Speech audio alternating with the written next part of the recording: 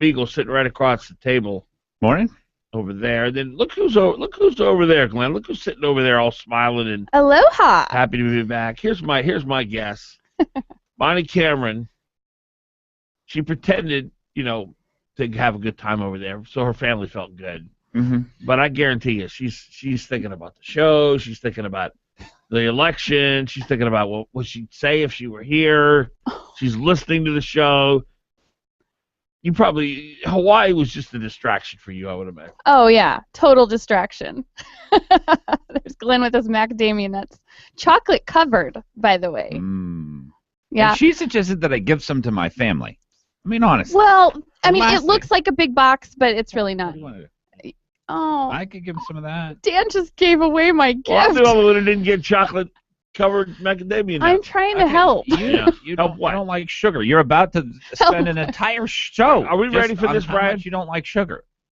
Wait, you really want to do that? All right, now here's what we're going to do. Here's how we're going to do Brian thought this. you weren't serious. First of all, let me just say well, what happened. I feel sorry for them because they know no better. Look, this is a $17 beverage, okay? Yeah. When's the last time you saw me with a Starbucks tea? It's been a while. Long time. A while, yeah. And I was so sleepy this morning, so I got to get some caffeine in me. So I go to Starbucks. They have a great green tea. First I say I want non-sweetener, green tea, lots of ice, biggest size you got. They have a foreign language to describe their names of their sizes. Don't call them yet, Brian. So first of all, I get the tea, and you guys saw it.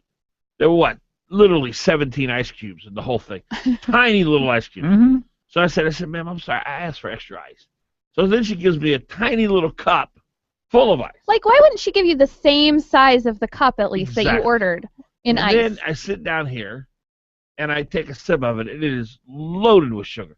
I don't see how people drink these kind of sweet drinks. Look at the sticker on the side and see what it says. TR green iced tea. Yeah, so somebody messed up. Okay. So I want to call them and just explain to them what? Yeah, I want to call them and just explain to them what happened. And I'm sure they'll be nice. Now, what we have to do to be legal here, you'll have to call them and say, put them on the air instantly. And then, but no, I have to let them know right off the bat they're on the air. But once you get them on the air, actually, let's do the whole thing. Let's have the phone ring. We'll let them answer. I'll explain who I am, and then we'll tell them we're on the air. Okay, let's see if it'll work. Yeah, it should.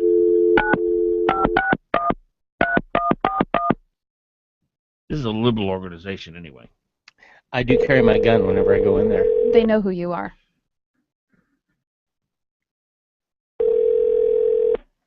Good morning, Tudor and Sue Starbucks. This is Katie. Hi, Katie. My name is Dan Fagan, and I host a radio show. We're on live right now. Will you go on the air with me for just a minute? No. Okay. All right. Thank you very much. Thanks. All right. I can't put her on it. I knew she would. You could just hear the thoughts running through her head. She's like, should I do it? No, I don't think so. Because the radio station never calls a place to deliver good news. She's got spidey sense. I actually like that girl. Yeah. I think she's definitely an asset to the company. Would you ever call and tell them something positive? Yeah, if I had, I'll tell you what. Thanks for filling my cup with ice. If I ever go to Starbucks and I order extra ice and it's actually extra ice and it's non-sweetened, I will call them and congratulate them. I will do that. Okay. You could give them a... This is why the newspaper is just filled with great news. Right at first you could say, I'm going to say something positive. What you don't understand is this is the second thought that came to my head when I woke up this morning. I'm going to get me a green tea from Starbucks. What was the first thought? I can't say.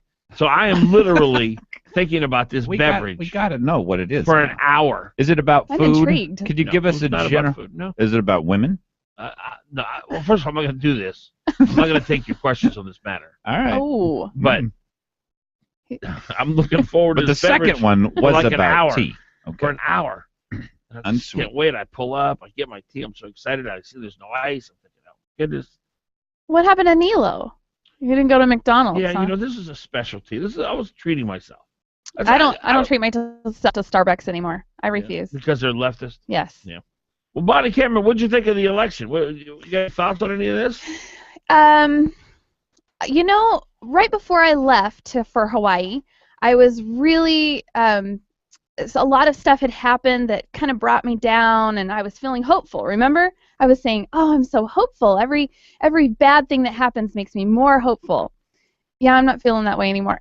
Maybe it's because I'm back in Alaska, or something. I don't know. I was going to Hawaii, and so I felt fine and carefree about all the Parnell things. race? No, it's actually not. Well, what do you? It is all the ballot measures. I'm really, really fired up about that. Yeah. I want to find out why we have this process. I really am uninformed when it comes to the history of that and how we got here, because this is not a republic. This is not a representative republic. We're not being represented anymore. Why should we even elect people anymore? Yeah, I'm pretty upset over it. Can you imagine how? Well, we wouldn't be a country if we had employed the ballot initiative process on a federal level, say 40, 50 years ago. We'd no longer be a superpower. Well, you cannot survive with majority rule. No, I mean it is a mobocracy. It's democracy, really, but it's tyranny of the masses. I've been doing some research on it, and it's really... Yeah, and the pea-brains in the media, if you were to actually start coming out against ballot initiatives, oh, you're against the will of the people, you're a tyrant.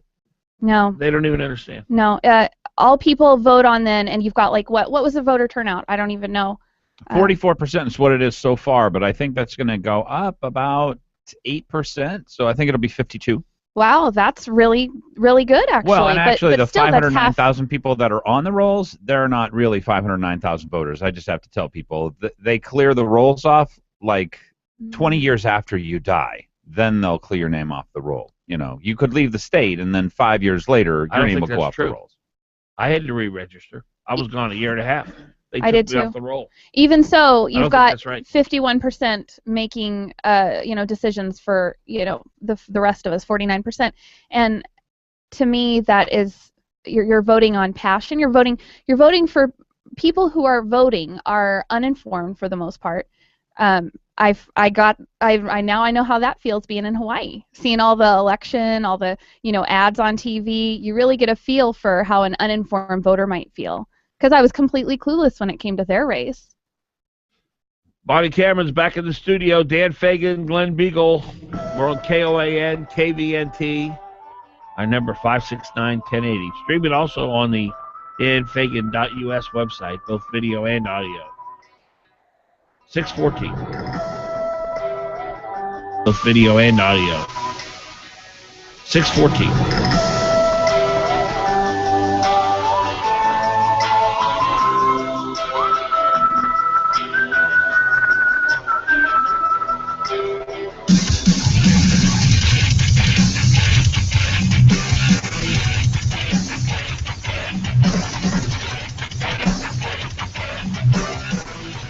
Don't just sit there. Give them a call. 569-1080. Join the conversation.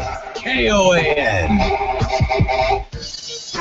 Join Anchorage Downtown Partnership and other businesses along G Street for the first annual Bunny Boots and Burn Barrels G Street Block Party on November 7th from 5 p.m. to 9 p.m. Bunny Boots and Burn Barrels is an opportunity for businesses along G Street to throw a true Anchorage meets Oktoberfest block party between 4th and 5th Avenue on a first Friday. The evening will feature beats by DJ Spencer Lee, a beer garden courtesy of Darwin's Theory, food from Uncle Joe's Pizzeria, and other tasty food trucks, deals and specials from G Street businesses, and so much more. It will be the block party of the ages. Since it's First Friday, you can join us to start your evening or end your rounds at G Street between 4th and 5th Avenue until 9 p.m. So put on your warmest boots and come enjoy a truly northern experience with your fellow Alaskan snow bunnies while grabbing a beer and some grub on November 7th at G Street. Brought to you by Anchorage Downtown Partnership, Darwin's Theories, Criterion General, Pfeiffer Development, Maple McKinley, Cabin Fever, Uncle Joe's Pizzeria, KPB Architects, and Alaska Integrated Media. This is Dr. Ellenberg. Are you tired of taking medications? Do your medications create more side effects than solutions? Do you want more than 15 minutes with your doctor? If you answer yes to those questions, you should consider calling the Ellenberg Center for Natural Medicine. At our center, we take the time to listen and focus on finding the cause of your health problems. Whether you have a cold, high blood pressure, diabetes, or cancer, we can help. Call the Ellenberg Center for Natural Medicine at 563-2366 or visit us online at drellenberg.com. weekdays.com. We can help. There's a lot of so-called experts out there claiming to have the key to success in business for a price. Are you ready for real business advice you can trust without a fee? This Getting Down to Business with David Weatherholt. Advice from people in the know. Technology, finance, taxes, and more. Business people helping business people take their skills and services to the next level. Getting Down to Business with David Weatherholt. Saturday from 8 to 10 a.m. on Hot Talk, KOAN, 95.1 FM and 1080 a.m. You're on with Fagan and Biegel. You're on with Fagan and Biegel in the morning on the Talk of the Valley.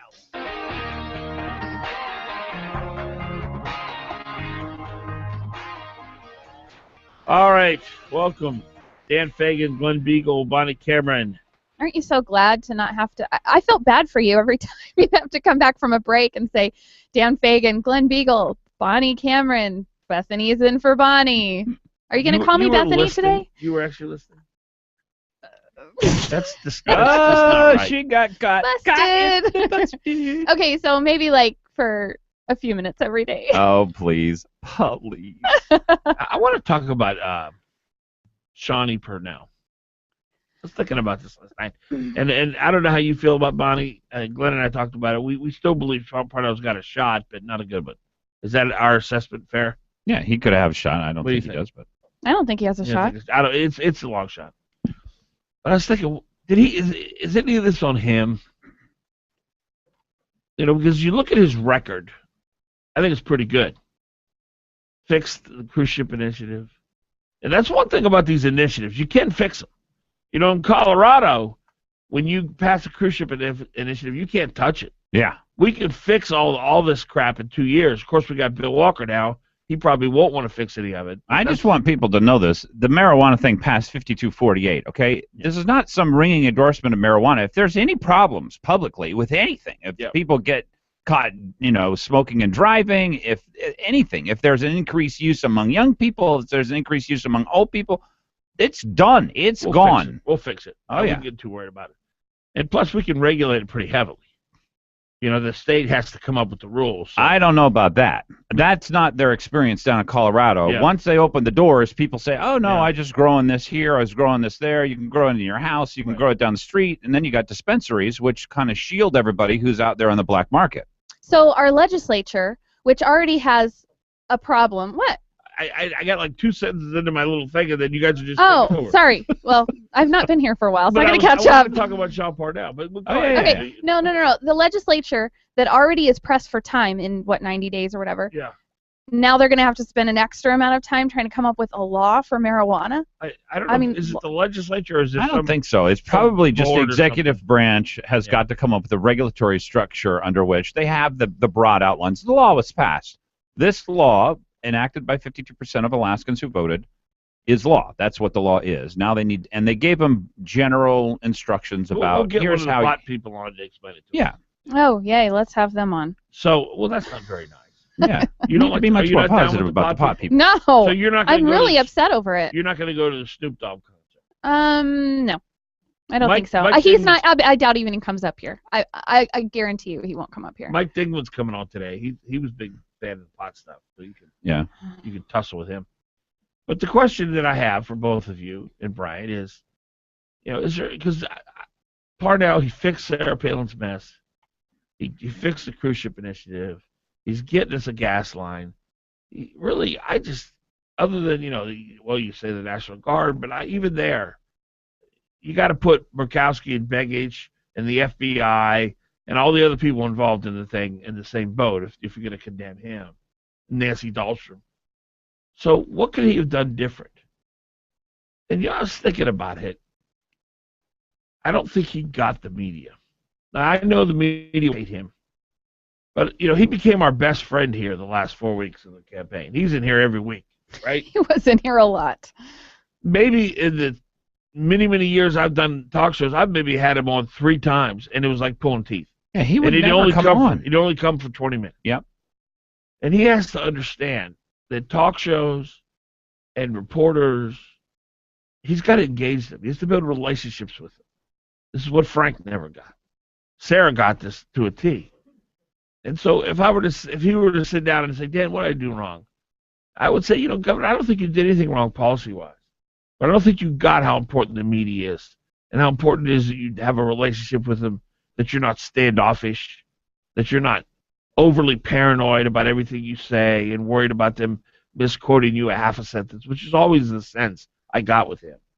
I remember one time, my first meeting with him after he was elected governor, we kept wanting to have on the show, and he wouldn't come on, and finally he said, okay, if you meet with me. He had this big staff of people around us and me, and they're all taking notes, and they're all blah, blah, blah, and it's like this big official fancy meeting.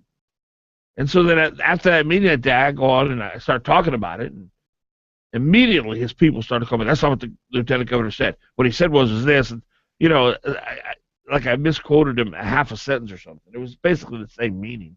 But there was this paranoia, there was this hyper cautiousness that I think he carried. I know he's a deliberative guy. I know he's a very patient guy. He's not quick to act. That's all good. That's a good side. But there was also this, I don't know, let's wait a little longer. Fixing ACEs. He should have fixed ACEs 2 to 3 years earlier. Our state lost out on so much investment because of his deliberation and his patience, some would say, others would say, slow to actness. So, to me, maybe a little more risk-taking, maybe a little less fear, maybe a little more engagement. He's too afraid of what other people might think. I don't know. I can't tell you what's motivated him. But that would be my thought on it. Glenn, what's your thought? I thought he mishandled just about everything in office, like you said, as far as timing, as far as public outreach, as far as letting his base know what he was up to, as far as media outreach, as far as using the powers of his office in order to help educate and help bring Alaskans along. Look, he appoints, I don't know if people understand how powerful the governor is. It's crazy. You know how many people you can appoint if you're governor? 1,900. Wow. Now, those are not paid positions. Not all paid. About 400 or 500 of them are probably paid. But, you're looking at boards and commissions and all these things. These are all outreach. These are all people who make your case. These are all people who can help speak on behalf of you. And you need them to. We don't have that big of a state. If you've got 1,900 people who are going to help explain what's going on and where we're headed and why we want to get there and what it's going to mean for Alaskans, well, you've got everything you need. So he did not use the powers of his office. I thought there was something fairly striking that happened in his experience when Sarah Palin was governor. And it came about when he started supporting ACEs, which I know he didn't agree with. Well, you don't know that, but you assume that. Yeah, well, he didn't support ACEs, then he came along and he did, and he publicly endorsed it, and so there was a change there, but there was something strange that seemed to happen, and I think that's not accurate. He never did not support ACEs. That wasn't my information from the inside. Okay, but ACEs came along after Sarah was elected. Yeah, my information from the inside is he didn't like it either. So during the actual deliberative process within the inside of the Palin camp, he argued against it. He sided with a number of the legislators that said, we can't go to 0.4% progressivity. You're going to kill the upside for oil companies operating in Alaska. This is bad policy. So and this was all inside. Yeah. No one had the courage to go forward public on it. Right. Exactly. So, well, there were a few people who said this is. Well, Samuels, I don't think going to be bad. Else. No, there was one other guy who was the head of the House. He's John Harris. John Harris. He spoke to me about the process. On your show or in person? In person. But that's not public. No, I know. But all I'm saying is that I know there was a change after Hollis French and Beth Kurtula started. I think it was Beth Kurtula who started to rewrite the legislation.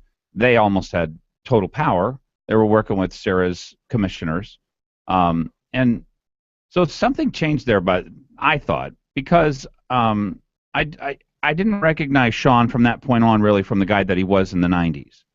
In the 90s, he led the Senate, and he led him against Tony Knowles. He just had such a clear head, total fighter, totally on the ball, ready to cut the budget, ready to make sure government lived within its means. I mean, this guy was sharp. He was great. He was fantastic. So I don't know. Anyway, I have a lot of thoughts on it. Is there blame on his part? Look, he's a good politician. He was a bad candidate. Can we say this just to clear the record? He was never against ACES publicly. I think that's true. Yeah, okay, because I remember distinctly having a conversation with him on the radio about it. And you kept pressing him and pressing him. Over it, yeah. Pressing him about it. He said, come on, you can't possibly. Yeah. Oh, no, we're going to have to. Yeah. Well, I would think that was what you just said. I think probably all the Republican legislators knew in their hearts it was a disaster, but Sarah was so powerful at that time that they didn't want to go against her. No. Nobody wanted to go against her. Everybody was terrified of her. Except for Ralph Samuels. Except for the Ralph only Samuels. one with courage. Yeah. She made it sound so good. Amazing. No, she didn't. She made it sound so bad if you didn't support it. You're a corrupt bastard if you don't go along. That's probably true. Are you for Alaska? Or are you for the oil companies? Are you for Bill Allen and the Corrupt Bastards Club? Or are you for Alaska? I mean, that's how and then the Daily News is right there with her. Then she had no opposition. That's why we should have known it was bad. And that's true. Anyway, so I think there's a lot. Just on the National Guard stuff, for instance, when that report came out, if I were Parnell, I would have dedicated basically the next 2 or 3 weeks to interacting with the Guard, setting up as much as I could. As soon as I knew the process was broken, and that it was broken through the command structure, you would have seen a much more dramatic. So you're talking about reaction. 2010. I'm talking about right now. He definitely waited too long, and that might be part of his character that, has both good and bad aspects, but that in a political season is absolutely devastating. I mean, you have loyalty and all that kind of stuff, and you trust people, and you want people to be, to not have a shadow over them, that kind of thing. So I don't know. I think he mishandled a number of things in the election. 569-1080, 569-1080, 628. Dan Fagan, Glen Biegel, Bonnie Cameron, KOAN, KVNT, 628. Cameron, KOAN, KVNT, 628.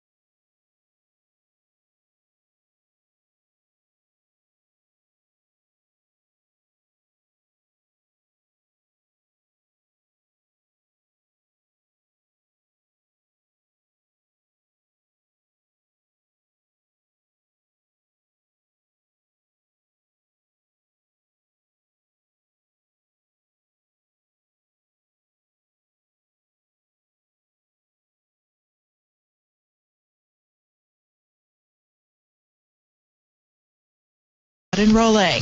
ASD previously banned recruiters after hearing reports that they were inviting kids to parties, offering them alcohol and making suggestive comments about high school girls.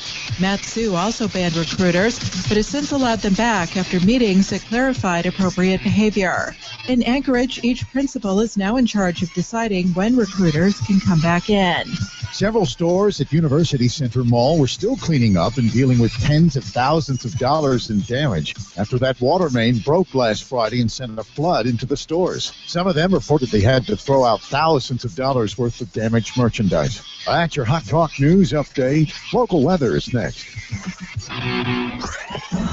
Sunshine and clouds this afternoon, high 30. Mostly cloudy with snow tonight. Little to no accumulation is expected. Low 21. Partial sunshine on Friday, high 34. Friday night, low 25. Partly sunny on Saturday, high 36. Hot Talk, breaking news, and the latest weather. KOAN 95.1 FM and 1080 AM. Just a short drive from wherever you are. Get your tickets now for the Connect Country Liquor Holiday Wine Tasting. There are only a limited number of tickets available, so you can enjoy a relaxed atmosphere and taste a multitude of fabulous wines. It's the 16th annual Connect Country Liquor Holiday Wine Tasting at Evangelos Saturday, November 8th from 7 till 9. This premier Valley event kicks off the holiday season.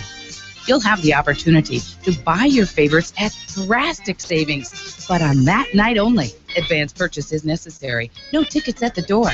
Get them now at any one of our 4 convenient, locally owned and operated tax-free locations. This event is black tie optional.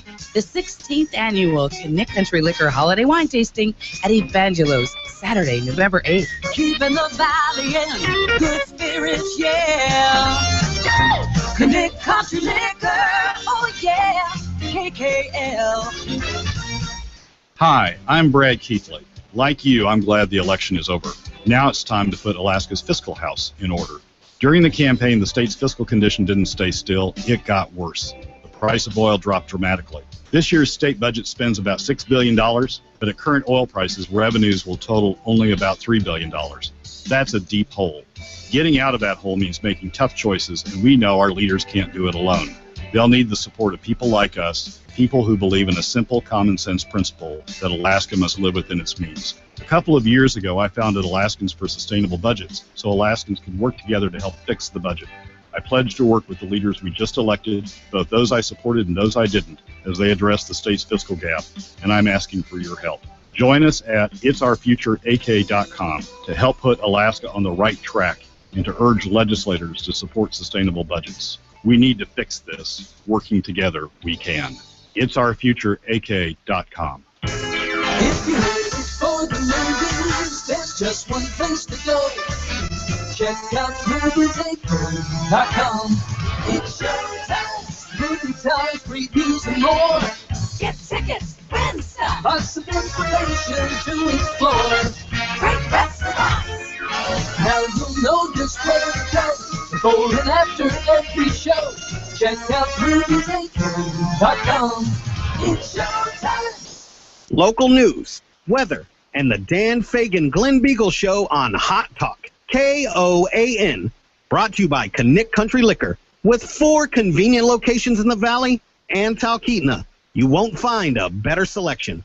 When I grew up, I wanted to be a pro basketball player. An elementary school teacher. Oh, an Olympic gymnast. No matter what dream you choose or where you are in life, your local Country Financial representative offers helpful advice on everything from auto and home insurance to financial planning, education to retirement, and business insurance too, so that you can continue to grow and dream.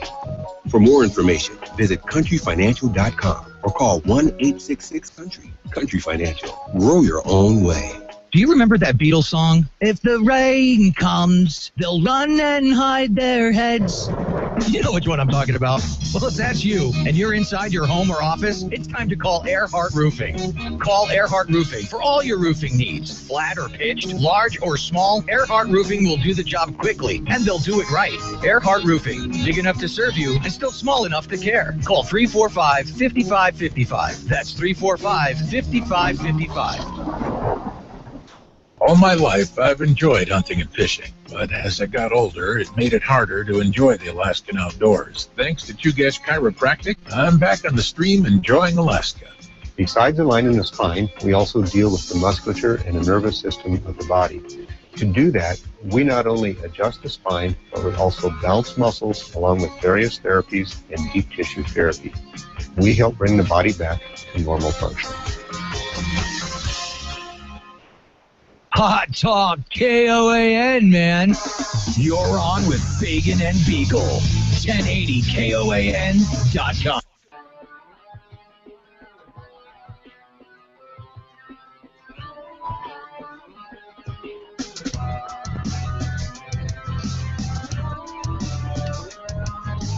.6:36 in the morning, November 6, 2014. I'm the beverage list, Dan Fagan. There's Glen Biegel right over there. And there's Bonnie Cameron sitting over here. Our number 569-1080. We're broadcasting on KOAN, KVNT, streaming on danfagan.us, video and audio. We got a new Senate. Do people care about this, by the way? Do people care who's the leadership in the Senate? Kevin Myers, the president. John Coghill, majority leader. Liesl McGuire, judiciary. Mike Dunleavy, education. Do people care about any of this? Depends on which Senate. What is the Liesl McGuire say to you? Well, that is this the moderate group here, she's or pro-choice? So that means we won't get any legitimate legislation involving the life issue out of committee. I don't know that that's true, but I guess I'll wait and The see. McGuire's pro-choice. No, I don't know that she'd be able to stop it. Judiciary is where all that stuff comes in. When Halls was chair of judiciary. Oh, of course he's going to be able to stop everything, but Lisa McGuire's not going to be able to stop everything. And my guess is that Kevin Meyer and John Coghill, both staunchly pro-life, they're going to make sure that the committee's stacked against, so that if she tries to stop any given bill, that they could get it through. I don't know what their plans are for it, by the way. Yeah, well, of course, what was the last thing Walker told us? That he is or is not going to do anything on the life issue? He is going to leave. Well, no, the very last thing he said was he will look at each issue, he will look at each law as it comes before him. So, but he is including life on that. He will consider them. That's what he said. If it comes before him. Yeah. Look, we got a long road. Or a row? Is it a row or a road? You don't hoe a road. Road. I don't know how he and his lieutenant governor, though, are going to see eye to eye on that ever. Well, the lieutenant governor literally has zero power. He has no purpose. There's nothing. Now, his commissioners, on the other hand, are going to be enormously powerful. So we'll know a lot more about how this ticket is going to shake out here soon, and exactly how much power the Malat forces really have, that they negotiated when it all happened. The influence has got to rub off on Walker, though. Well, we're going to know, because do they get 2 cabinet positions? Do they get 3? Do they get 4? Do they get 5? What are they? I mean, look, basically the commissioners kind of run the government, because they're in charge of 2,000 to 5,000 people each, and they put out regulations. For instance, one of the biggest ones is going to be education regulations. So the NEA, they were backers of Walker. This is one of the ones that I'm probably the most worried about. What are they going to do? How bad is it going to be? And I don't know what the answer to that is. It really bothers me that Alaskans voted for someone they know nothing about. I mean, what's unity? I guess that's all it takes is pretty words anymore. They are in love with the idea of unity. United we stand. We're one Alaskans. Wasn't that the AFN motto? Stand as one or something? Rise as one. Rise as yeah, one. It's all about feelings and happy feelings anymore. Well, Les Guerra on Channel 2 with election night, that's all he was talking about, is that he was hoping more Democrats would win win more seats, because that means that we'd have more unity in the legislature. And I can see the average citizen sitting at home watching that going, yeah, that's nice. I like unity. But what they don't know is Les Guerra wants to take away your freedom. So you're uniting with someone who wants to take away your freedom. I used to pay a lot of attention to the national politics, and I still do, but I'm starting to realize how important it is to elect the right state leaders and, lawmakers, because the states is where it's at now. We can't rely on the federal government anymore.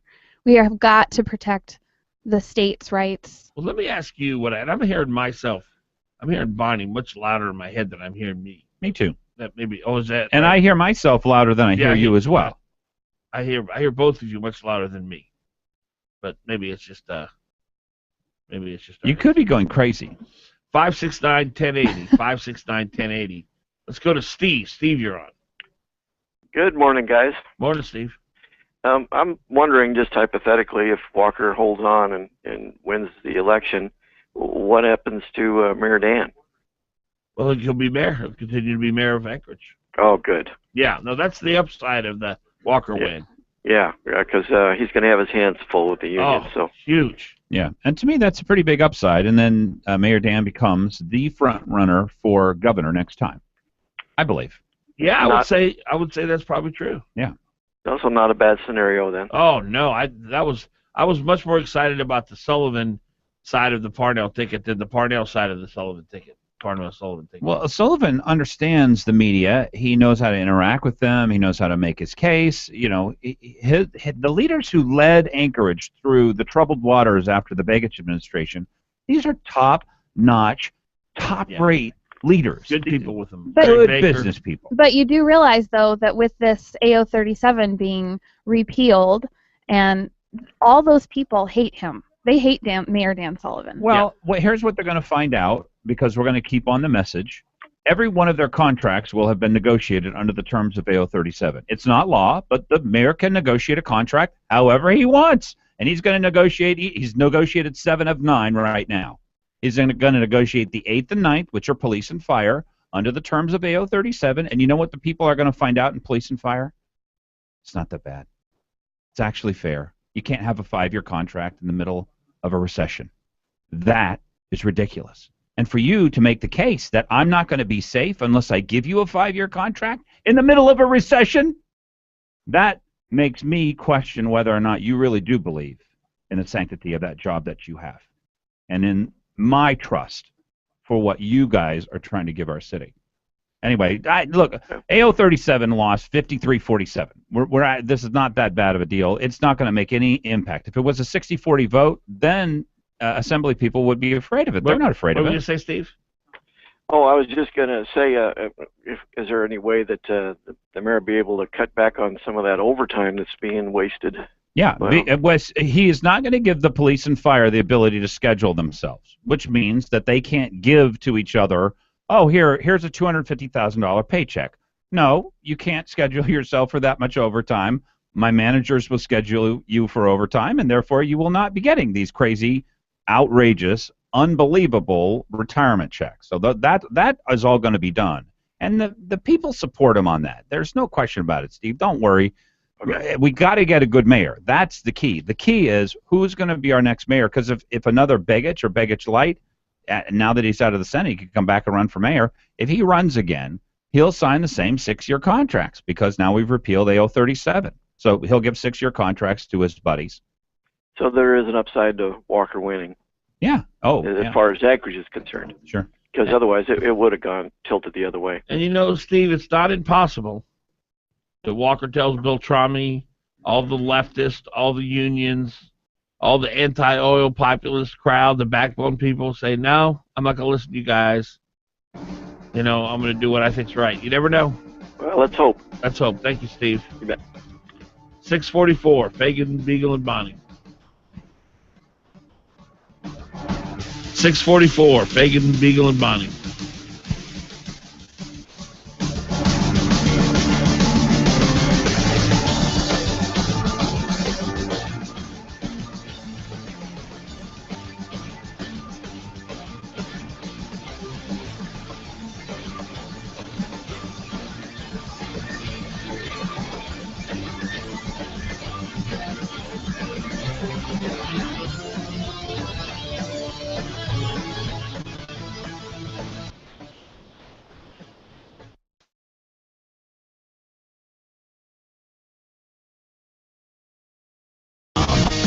Parking space 105A. To many, it's just 130 square feet of publicly allotted tarmac. Unless you own a 2014 Mercedes-Benz CLA. With its muscular, seductive look and distinctive diamond block grille, that parking space is transformed into a stage that showcases to others what groundbreaking style can be. And as you pull away, thanks to the turbocharged inline-4 engine, parking space 105A transforms again, this time into a launching pad. See the world differently. See it in a CLA from Mercedes-Benz, whose vehicles retain their value better than any other premium brand, according to ALG. Get the 2014 CLA 254 Matic starting at just $31,900. MSRP for a 2014 CLA 254 Matic excludes all options, taxes, title, registration, transportation charge, and dealer prep. Options, final availability, and actual dealer price may vary. Some equipment described as optional. See dealer for details. Mercedes-Benz of Anchorage. The best or nothing. Hi, my name is Mike Ferris, president of Alaska Enterprise Solutions. We are the face of Xerox in Alaska. Xerox is a trendsetter, and AES Xerox is following in those footsteps. We are the document management experts, specializing in short-term rentals of copiers and scanners. We have offices in Anchorage and Fairbanks, and we are your Xerox professional agency with an Alaska focus and worldwide support. You can reach us at aesalaska.com or 561-5100. Would you let other people order for you? He'll have the small Viennese. No, I won't. So why let others make decisions about your older years? Do you want your kids or perfect strangers choosing where you'll live or how your money gets spent? No. Go to longtermcare.gov and find your own path forward. It takes you step by step through everything you need to consider about aging and all your options. longtermcare.gov. Plan now to stay in charge or pay later. How about a mohawk? Very funny. You're on with Fagan and Biegel on Hot Talk KOAN and online at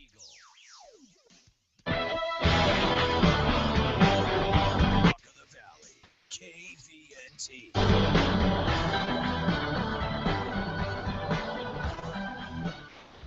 6:27 is the time here on this Thursday morning.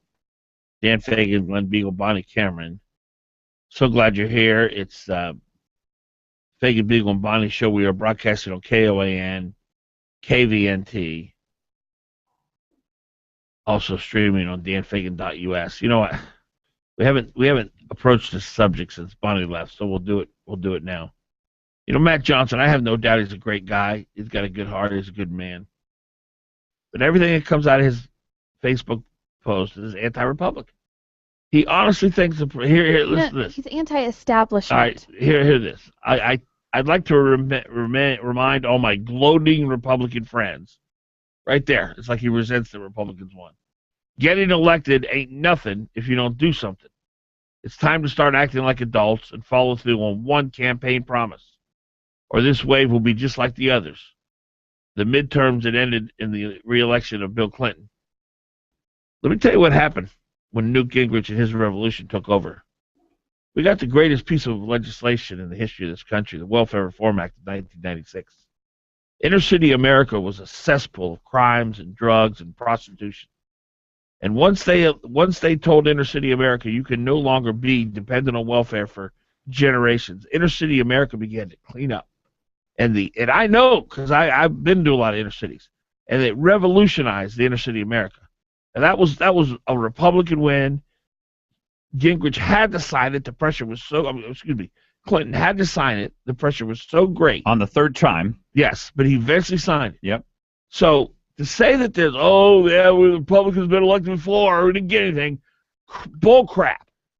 The Republican Party has anything that has ever happened that's good to this country has come from the Republican Party. And these Republican Party haters who just give up, well, he's not conservative enough. I'm going to just let Obama have carte blanche. I agree with everything he said. Yeah, me too. And I said the same thing on my Facebook page. And his point is, you've got to govern. You know, you're just running for office and winning office. And by the way, the one thing I don't agree with what he said was I don't hear any Republicans gloating. I'm not gloating. I don't hear other people gloating. He might run across people like that. Nationally, they are. Oh, you know what? I don't watch that stuff. Yeah, see, that's all I watched when I was down in Hawaii is the national. That's all I saw, and that's what he's talking about, is the Republicans gloating. They have absolutely no reason to gloat. Mitch McConnell already has himself voted president of the Senate. Well, let's hope that that's not the case. But they have no reason to gloat nationally. What are is they going to gloating, do? Bonnie? Give me an example of gloating you heard on national. I think the commentators who are Republican came on national news and they were like, "This is a huge win for the Republicans." That's not McConnell. Well, no, McConnell did get up there and you know, they get up there and they say, "Oh, well, you know, this just shows da da da da da." Go there and do something then. Show us that you're willing to put your money. You know what the word gloating means?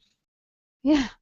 Give me an example of something that Mitch McConnell or any other Republican elected office could be characterized that they said. I'm not talking about. It's the attitude. I don't know if it's something that they specifically I can't quote what they specifically said, but it's the attitude that you hear coming out of them. And it was this way in 2010 so too. So you have no example of gloating. It's the attitude. You Give me an example. turn it on and you can hear it. Give me an example. I'm telling you, there was no I've never quote heard an that ounce I can. of it. Well, you didn't listen then. I watched Fox News religiously for the last 48 hours. Now, what do you make of Krauthammers? The Because worst I heard wall-to-wall shellacking you will ever see. It is. Yeah, but it's not enough. It's not even close to enough. We don't have 60. Right. We don't have a president. Right. We got a long way to go.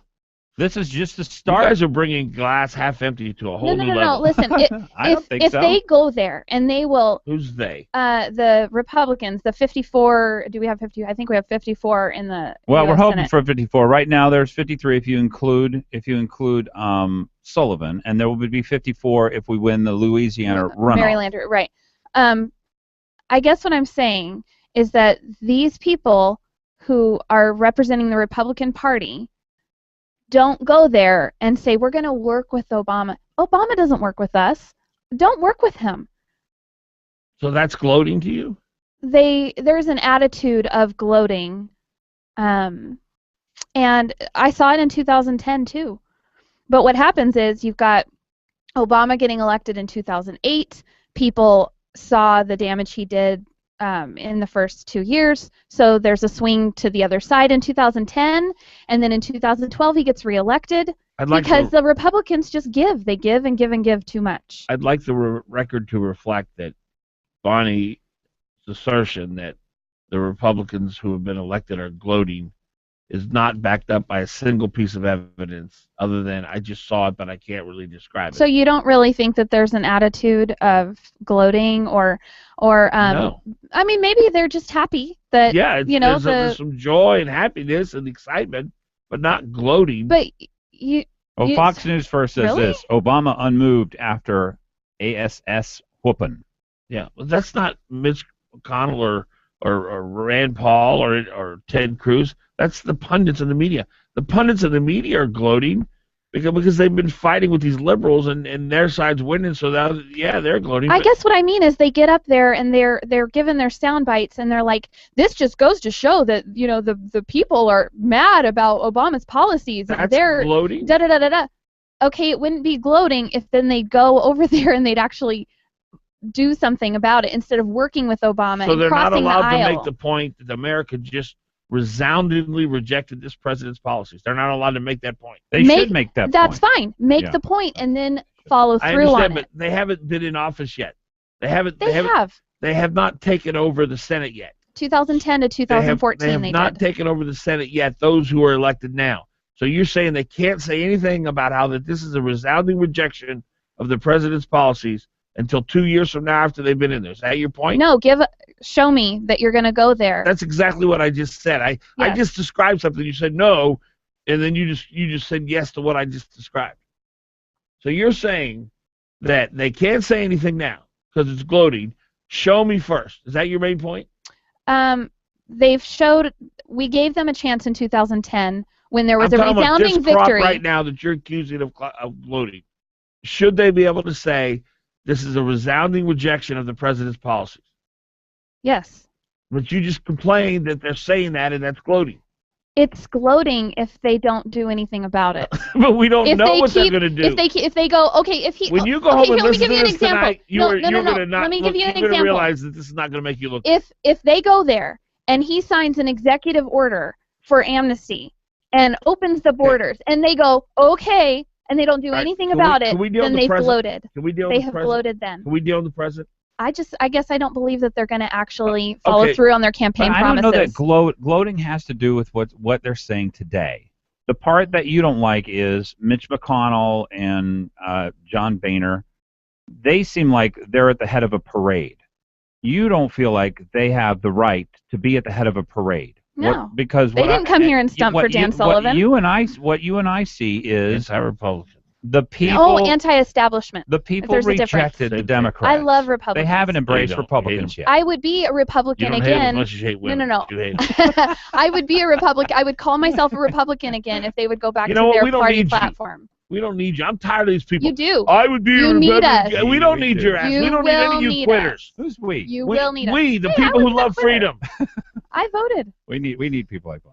I'm tired of these quitters calling up. Well, I'm very Republicans disappointed. are Republican and I like quit. Bonnie gave us some indication that somebody she's close to did not vote in an election, and that is... No, he voted. He voted. He did not vote for certain I people. wasn't going to bring that up. That's up for her. He talks about it all the time. He's not afraid of it. Well, He didn't even vote for Parnell. Because that makes me sad, and it does make me believe that he is a quitter. No, he wasn't a quitter. And you know what? You said something while I was gone. You said something to the effect of they don't have the liberty to not vote. They do. They have the liberty to not vote. It's their right to not vote for a certain person. You really get me riled up. I've not been mad in a week and a half. And we're an hour into the It's show. been very calm and I'm like, around here. it has. Yeah. It's anti-Republican stuff, man. Anti-establishment. Whatever. Let me tell you There's a something. You know what I'm difference. going to do? That's why some people call themselves Republicans You know what and I'm some gonna do? people call themselves You know what I'm conservative. going to do? I'm gonna fly my good buddy and idol and mentor, Karl Rove, to Alaska, and I'm gonna have him sit in that chair for a year and sit next to you, and you're gonna Bring it listen on. to everything he has to say. Bring it. I think what they'd find out is that they agree on a lot. Who's they? Bonnie and Karl Rove. Me and my buddy Carl. That they agree on a lot, and they have a difference of opinion on how important it is to have candidates who See, can win. here's my problem with Bonnie. Which Is I she think still, that's is she still important. here? Yeah. My problem with you, Bonnie, is it's not you employ a double standard. If it's a Republican, you give them no benefit of the doubt. There's no lack. There's no slack. You're so disillusioned by them. You're so disappointed in them. It's blame Republican first crowd. Just like left always blames America first, you are the first to jump on a Republican. The Republican Party's a problem, not the freaking communists with D's in front of their names. It's the Republicans that are the problem. You need And to that bring is in the Tea so- Party people, though, And that is stop so putting them down. misguided. I don't know. Are you Don't really call 'em complaining crazy and about? stuff Are you? anymore. I guess saying that the Republicans are gloating is kind of complaining about Republicans. Well, I didn't say it. Matt Johnson said And that. I think. No, he said gloating. But I you, just you were kind of coming along with it, and I don't think Well, you there are was an gloating. attitude of it. I You definitely said heard you it. would see Republicans But gloating. is it the Republicans or is it the pundits? Because I think a lot of those are pundits. It's a I don't double know. standard. Mitch McConnell, I think he's gloating. You used to have a double standard about Republicans too. You held them to a higher standard. I held them to the standard that I held everybody to. No, you don't held Democrats to any standard. Well, that's because I don't expect anything. Okay, well that's Keithley. Like you, I'm glad the election is over. Now it's time to put Alaska's fiscal house in order. During the campaign, the state's fiscal condition didn't stay still. It got worse. The price of oil dropped dramatically. This year's state budget spends about $6 billion, but at current oil prices, revenues will total only about $3 billion. That's a deep hole. Getting out of that hole means making tough choices, and we know our leaders can't do it alone. They'll need the support of people like us, people who believe in a simple common sense principle that Alaska must live within its means. A couple of years ago, I founded Alaskans for Sustainable Budgets, so Alaskans can work together to help fix the budget. I pledged to work with the leaders we just elected, both those I supported and those I didn't, as they address the state's fiscal gap, and I'm asking for your help. Join us at itsourfutureak.com to help put Alaska on the right track and to urge legislators to support sustainable budgets. We need to fix this. Working together, we can. itsourfutureak.com. KOAN Anchorage. It's not just talk, it's hot talk. 95.1 FM, 1080 AM. Fox News Radio. I'm Dave Anthony. They'll smile and shake President Obama, but what will Republican leaders who will control the House and Senate next year plan to do when they take over? Fox News Radio's Jared Halpern live at the Capitol. And leaders of the incoming Republican-led Congress are promising an end to the gridlock, more votes, and more debate. President Obama, too, is promising to hear out Republican ideas. His press secretary, Josh Earnest, notes that won't mean the White House and Congress are in total agreement. The question really is, are we going to focus on those disagreements, or are we going to focus on those areas of common ground? Incoming Senate Majority Leader Mitch McConnell and House Speaker John Boehner insist there is bipartisan support for tax reform reform and even repealing parts of Obamacare. Dave. Jared, ISIS may have gone on the attack again today in Iraq. A series of attacks, mainly against Iraqi troops, killed 11. NATO's new leader, Jens Stoltenberg, went to Afghanistan today, praising Afghan forces ahead of this year's withdrawal of U.S. and international troops. You will take full charge of security, but you will not stand alone. NATO and our partners will continue to support you. If you plan to travel around Thanksgiving, airports could be more crowded. A U.S. airline trade group predicts a 1.5% increase in passengers. The busiest time, the Sunday after Thanksgiving, with 2.6 million people flying. Unemployment lines shortened a bit last week. First-time jobless claims dropped to 278,000. 4-week average is at a 14-year low, but on Wall Street, the Dow up only 20 points. A toy that frustrated us kids in the 80s, now an all-time classic. Fox News Radio's Tanya J. Powers explains live. The Rubik's Cube has made it into the National Toy Hall of Fame. It's joined by little green army men, as seen in the movie Toy Story. Code Red. And Bubbles, also in this year's inductees. They beat out nominees that included Paper Airplanes, the game Operation, and the Slip and Slide, and they'll now take their place in the Hall of Fame alongside Barbie and the Hula Hoop. Dave? And Tanya, I was rooting for the Pots and Pans. They were also a nominee this year. Fox News Radio, fair and balanced. Did you know by age 50, half of all men have an enlarged prostate? This means more urges to urinate, longer bathroom trips, waking at night to urinate, or issues with intimacy. If this sounds familiar, call us now, because we're shipping free bottles of Super Beta Prostate to listeners of this station.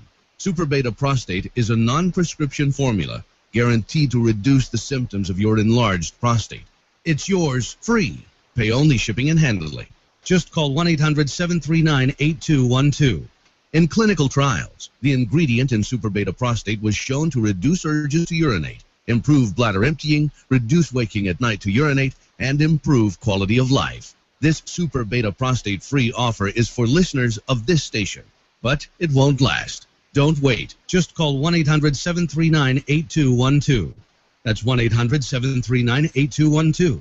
Call 1-800-739-8212. Well, howdy, I'm Nick Worthington, Ford Giant, Worthington Ford. Home of over 1,000 vehicles and 700 4x4s. That's why we're 4x4 headquarters. Right now, pick any vehicle on the lot, and you can make no payments until next year. Take a look. Check out this Kia Sportage. It's a 4x4, just $69.50. And a Ford Explorer, also $69.50. Here's a Ford F-150, just $79.50. And here's a Mazda CX-7, just $15.9. And with over 1,000 vehicles to choose from, you're sure to find one that's just right for you. Plus, no payments until next year. And we can finance anyone we want to. We have our own finance company. And don't forget your trade-in. We need your trade-in.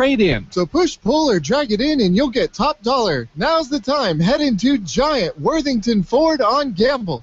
06 Sportage Q14570, 01 F-150, 1470818, 02 Explorer 1410078, 2010 CX-7, Q13018. On approved credit, subject to prior sale. See dealer for details. Since 11/6/2014.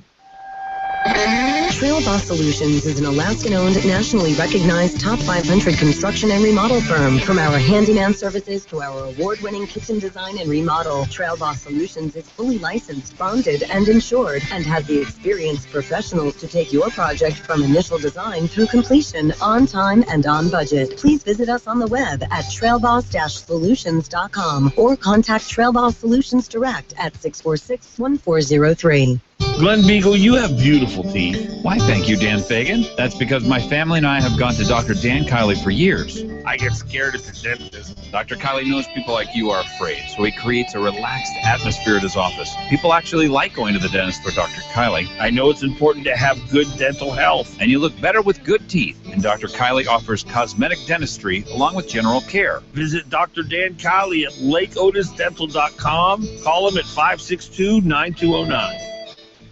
Why is A&A the shop, Alaska's independent Subaru specialist? How is it they've been voted the best shop in Anchorage not once but 6 times? Well, it's pretty simple. They offer the best warranty in the business. If they work on your Subaru, you're going to get a 3-year, 36,000-mile warranty on both parts and labor. That's unheard of. A&A the shop deals exclusively with Subarus, and they also offer $35 oil changes. All their technicians are ASE certified. Call A&A the shop for an appointment. 562-3919 in Anchorage and 696-2096 in Eagle River. Here's my good friend, Keith Montronock. Automotive repairs can be frustrating. Let me help. Call 349-1637. I have been in business for nearly 20 years at the same location. Specialty Truck and Auto is in South Anchorage behind the Long Branch Saloon where Diamond becomes Abbott. I have 6 ASE certified technicians working from 7 a.m. until 6 p.m. Monday through Friday. I have a voucher for any of the 6 Alaska Laser Wash locations for each customer. If you schedule ahead and need a ride when you drop your vehicle off, I may be able to help. Call Specialty Truck and Auto, 349-1637. You're on with Fagan and Biegel.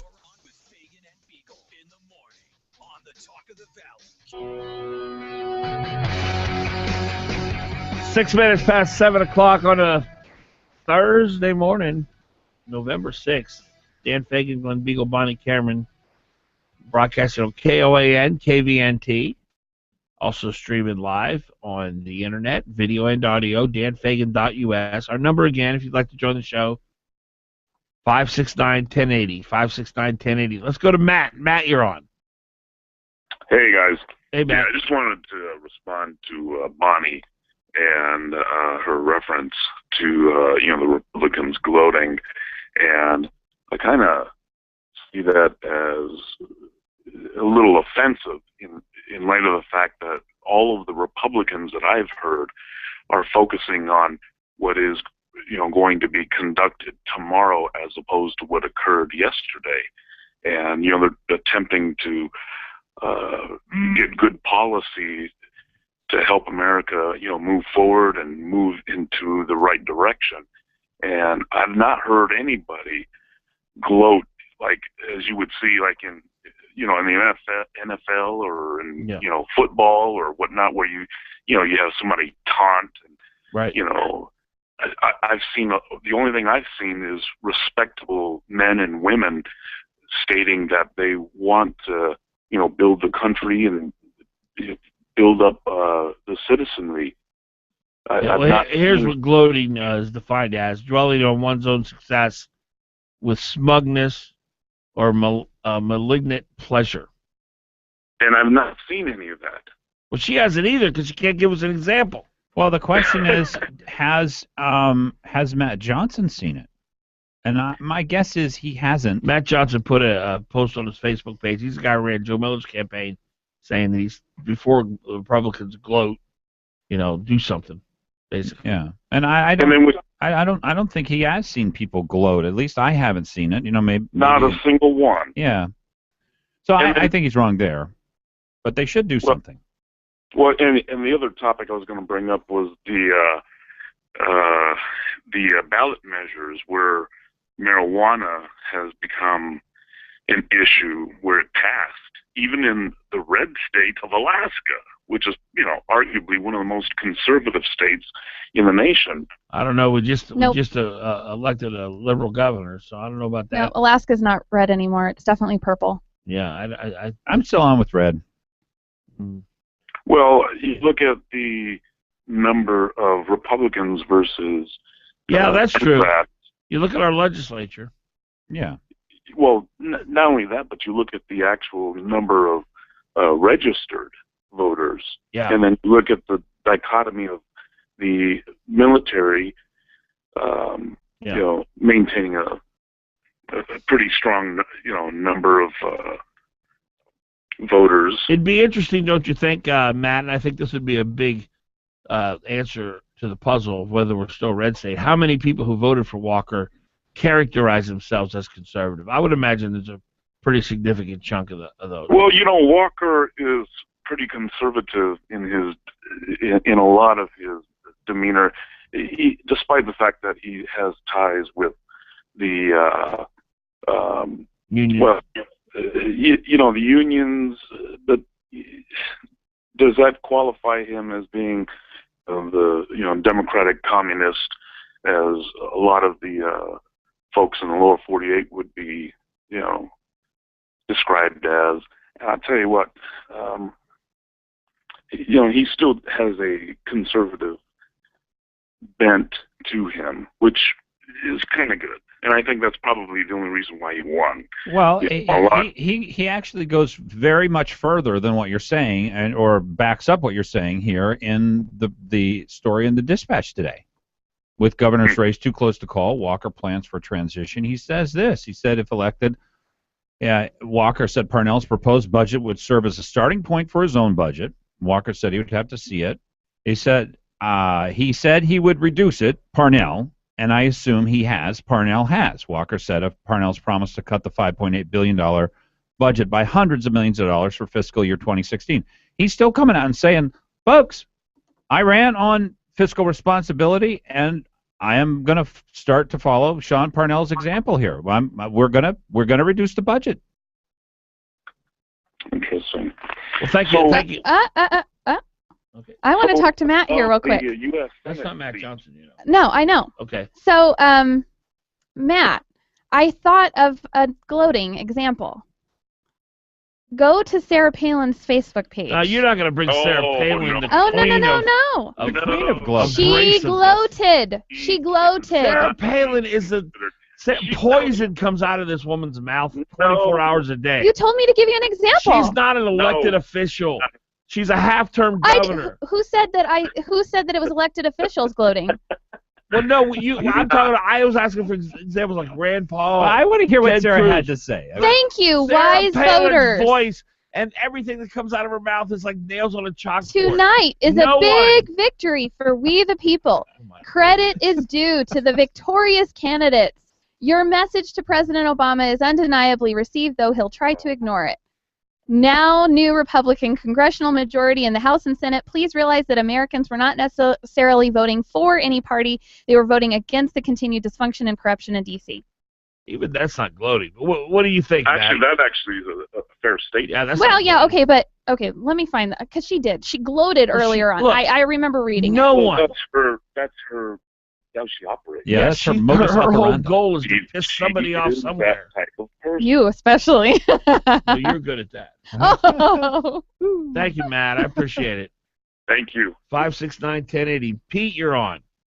Hey, good morning. Sarah Palin is an example. I don't know why you guys got harsh on Bonnie's mellow so much. She just got back from Hawaii, That's so I don't right. like to pick her. My blood pressure's up already. Yeah. So, but this whole thing of, like Dan was saying, we don't need people in the Republican Party who are basically Tea Partiers, the conservatives. The bottom line is Republican Party repeatedly stabs Republicans in the back, and that's why we don't trust them. And the bottom line is conservatives don't need the Republican Party. We can put a different party in. It happened with the Whig Party, and we probably will do it if they don't produce here this time. Well, what do you expect them to do, by the way? Like, what would be a good example of something you're looking for them to do?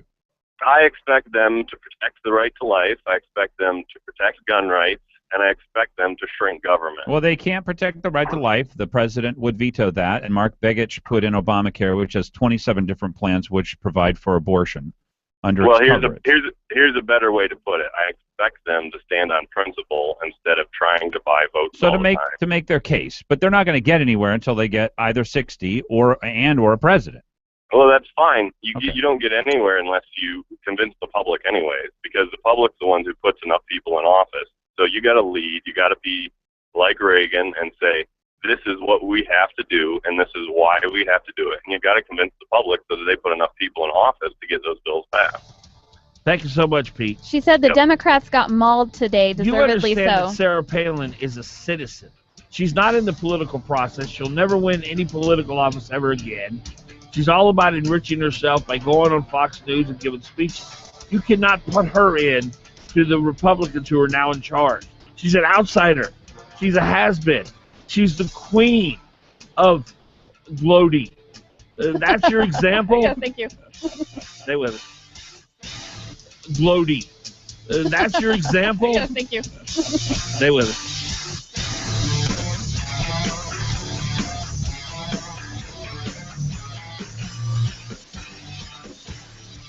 Don't just sit there. Give them a call. 569-1080. Join the conversation. KOAN.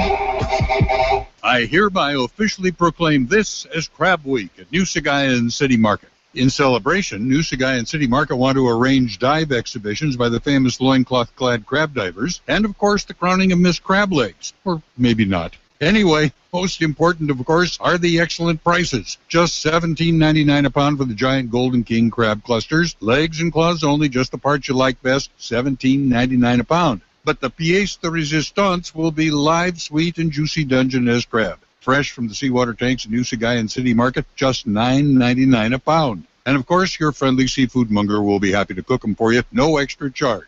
Free-range fryers are special this week from the butcher shops in New Sagayan City Market. Yes, free range, and a bargain price of just $2.19 a pound. And fresh from the produce department, the first of the season jumbo navel oranges are special, just $1.99 a pound. Bring the gunny sack and fill her up. New Sagayan Midtown City Market, 13th and I.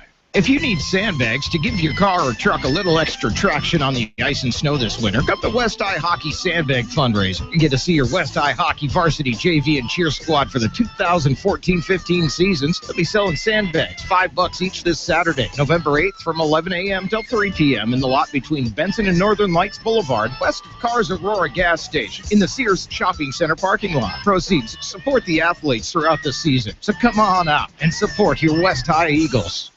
Wells Fargo has exciting news. Until November 16, 2014, customers can come in for a free credit score and complimentary credit report. That's almost as exciting as a credit tip sung by a barbershop quartet. Your payment history is the biggest factor in your credit score. Not bad, guys. Come into Wells Fargo for your free credit score and complimentary credit report. Wells Fargo. Together we'll go far. Wells Fargo Bank N.A. member FDIC. See a banker for specific promotion details. Hot talk, KOAN, man.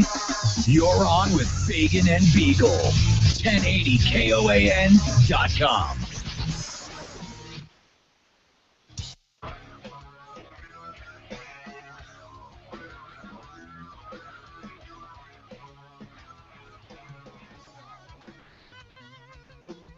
Well, Keith Montadoc, especially Truck and Auto, what a great guy.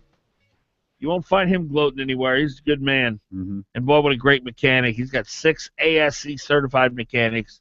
And when I tell you that they're ASC certified, it means they know their stuff, up on the very latest technology. I don't care what kind of vehicle you have, how old, how new, Keith Montadoc and his team will have it running in tip-top shape. And they're not going to overcharge you for it. You need trustworthiness in a mechanic, and that's Keith Montadoc and his team with Specialty Truck and Auto.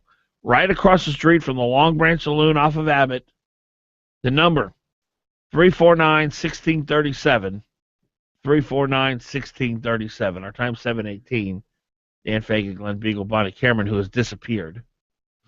She just totally abandoned her post. She abandoned it for an entire week gone during the election season. Now, Brian, you said something that I thought was interesting, because I have so much heartache over the Alice Rogoff literally committing all of her resources to the governor's race and having Sean Parnell defeated.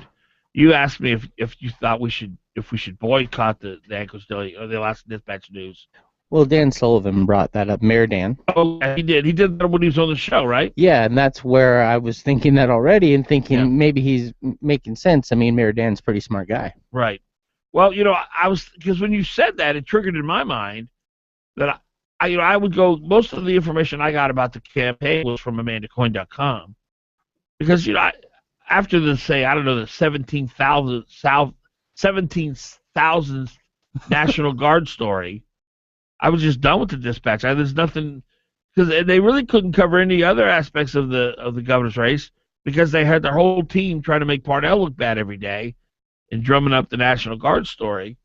So it wasn't hard for me to boycott them because they would. And I don't know about you guys. I don't care about a car accident on the Northern Lights. I don't care about a pedestrian getting hit over on the bar or a house fire on, Fifth Avenue. I just don't care about all that stuff. I don't care about reading about a trial of a murder case. None of that really interests me. I'm just interested in issues and that kind of stuff. So I'm already there as far as boycotting the Alaska Dispatch. You're going to let them go? Well, I don't really need them, especially with Amanda Coyne now. She's good. She's not quite enough for me. Yeah. I don't know. It's not like I don't live off the Alaska Dispatch, but I read all kinds of different news sources. So the thing about the Dispatch, Glenn, Look, we all know the Daily News under Pat Doherty and the McClatchy regime. Pat Doherty, former publisher there. We know that they were biased and lean left. But what the Dispatch does that the Daily News would never dream of doing is they literally set their target on somebody. Like with Joe Miller. They commit their whole paper, we're going to destroy this guy. Yeah. Same with their employees actually spend time attempting to destroy the literally It's almost entrapment. It's not entrapment. It's a daily grind. What can we do today to make Sean Parnell look bad? What can we do today to make Joe Miller look bad? And that kind of overly aggressive approach to journalism, you expect that from a Huffington Post or a Slate or even a CNS News or a townhall.com on the conservative side. But from a so-called mainstream journalism outfit, you wouldn't expect that kind of fervency and consistency and relentless is the best word. Yeah. Coverage of trying to destroy somebody. The part I noticed the most about it is their headlines are universally destructive. Like, for instance, they said Costello race shows that Republicans hold their grip on the legislature. Yeah. Really? Perfect. Well, how about we call it the legislative advantage? And I even say, all I do basically, or half the time all I do about their stories is say, your title is totally biased. It's not a grip. A grip is a negative thing. And you got to realize that the headlines, what 99% of people read. Well, that, and the headlines are typically written not by the reporter, by the upper management, which is Tony Hopfinger and these guys who we know are so ideologically driven. Anyway, and then so I said, look, this is a biased title. Let me give you an unbiased title. Let me give you an actual better title, which is headline, which is voters trust Republicans in the legislature, because that's the truth of it. Voters put these Republicans in. It's not like the legislature creates itself. Voters created the legislature, so they don't give voters credit for electing Republicans. Then they say it's a legislative grip, like it's some kind of a deadlock around your throat. 569-1080, 569-1080. Glen Biegel, Dan Fagan, Bonnie Cameron, KOAN and KVNT were broadcasting, and also streaming live on danfagan.us. 569-1080. We'd love to hear from you this morning. Todd. Hey, good morning. In the spirit of unity, because we know that Alaskans love unity, I'd like to offer a compromise word so that you and Bonnie can stop fighting about the boasting. Not boasting, gloating. Same thing. Gloating, yeah. Grandstanding. Grandstanding. I think that's what Mitch McConnell is doing. And let me ask you a question, Todd. Yeah. We've talked to you on the show a number of times. You're a very intelligent guy. I trust your judgment. Yeah, but you have to understand, I'm a Tea Party fanatic. No, I understand. That's right. You're one of those crazy I understand ones. you're a crazy nut job, not like Karl Rove and I. Exactly. But Todd, when you say that Republicans are gloating and you're pressed on... No, I said grandstand. No. Okay, I'm talking about Bonnie now. Okay. When you come on the show and you say Republicans are gloating, and I said, give me an example, and she's just going to town on her little computer there, trying to find some example, and she has to pick some half-term governor who will never be in power again, who is the queen of gloating and abrasive behavior. You got to admit your point's pretty weak. Sarah Palin is in power. You just don't want to admit it. I will admit that is a pretty weak example. Thank you, Todd. However, I think what Bonnie and many of us are trying to say is that if the very fact that Mitch McConnell is already the heir-elect, he's the spokesman for this new Republican wave, frustrates us in an incredible amount. And the reason why he is the already picked is because Karl Rove and the establishment worked very hard to get people like Thad Cochran and Mitch McConnell, and there's about 4 or 5 of them who should never have gotten out of the primary. But they did. They did, because the establishment worked hard to have them beat real conservatives. But that just means we've got to get better. Well, we have to compete on this field too, Todd. What about the people who voted in the primary? Maybe they wanted Cochran and Mitch McConnell over the crazy Tea Party people. Let me, maybe they were just uninformed. But the other point is that I do hold Republicans to a higher standard. I do too. Just like I hold parents and adults to a higher standard than children. Yes. I mean, children are emotionally and socially immature. But Todd, I agree with you. Liberals are immature politically and economically. And they're emotionally based and they're foolish. But listen to this, Todd. Look, if you, I don't know how long you've been listening to me on the radio, but I have been much more critical of Republicans. It's 10 times over than I have of Democrats. I understand holding Republicans accountable because we expect more from them.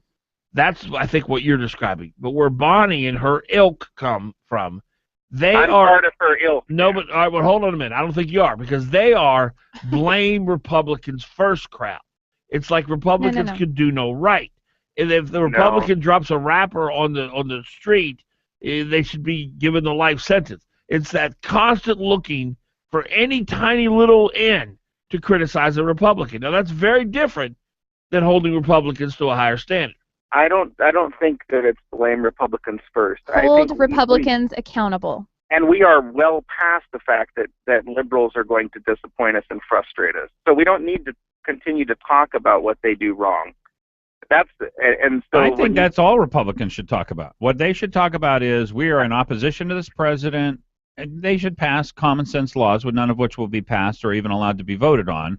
They know that they're going to explain that the president's going to shut down the government if they try and defund Obamacare, but they should try to do it and show that he's going to take your Social Security check rather than let us fix your health care system. They just need to run against the president constantly. That's what I think they should do. I think that's a fair point. I think there's just a lot of us frustrated with, people like Mitch McConnell and Karl Rove. And I know, Dan, you love him. I'm not exactly sure why, but Todd, to be honest with you, people hold me so close to every little word I say. I guarantee you there's no one to the right of me in America.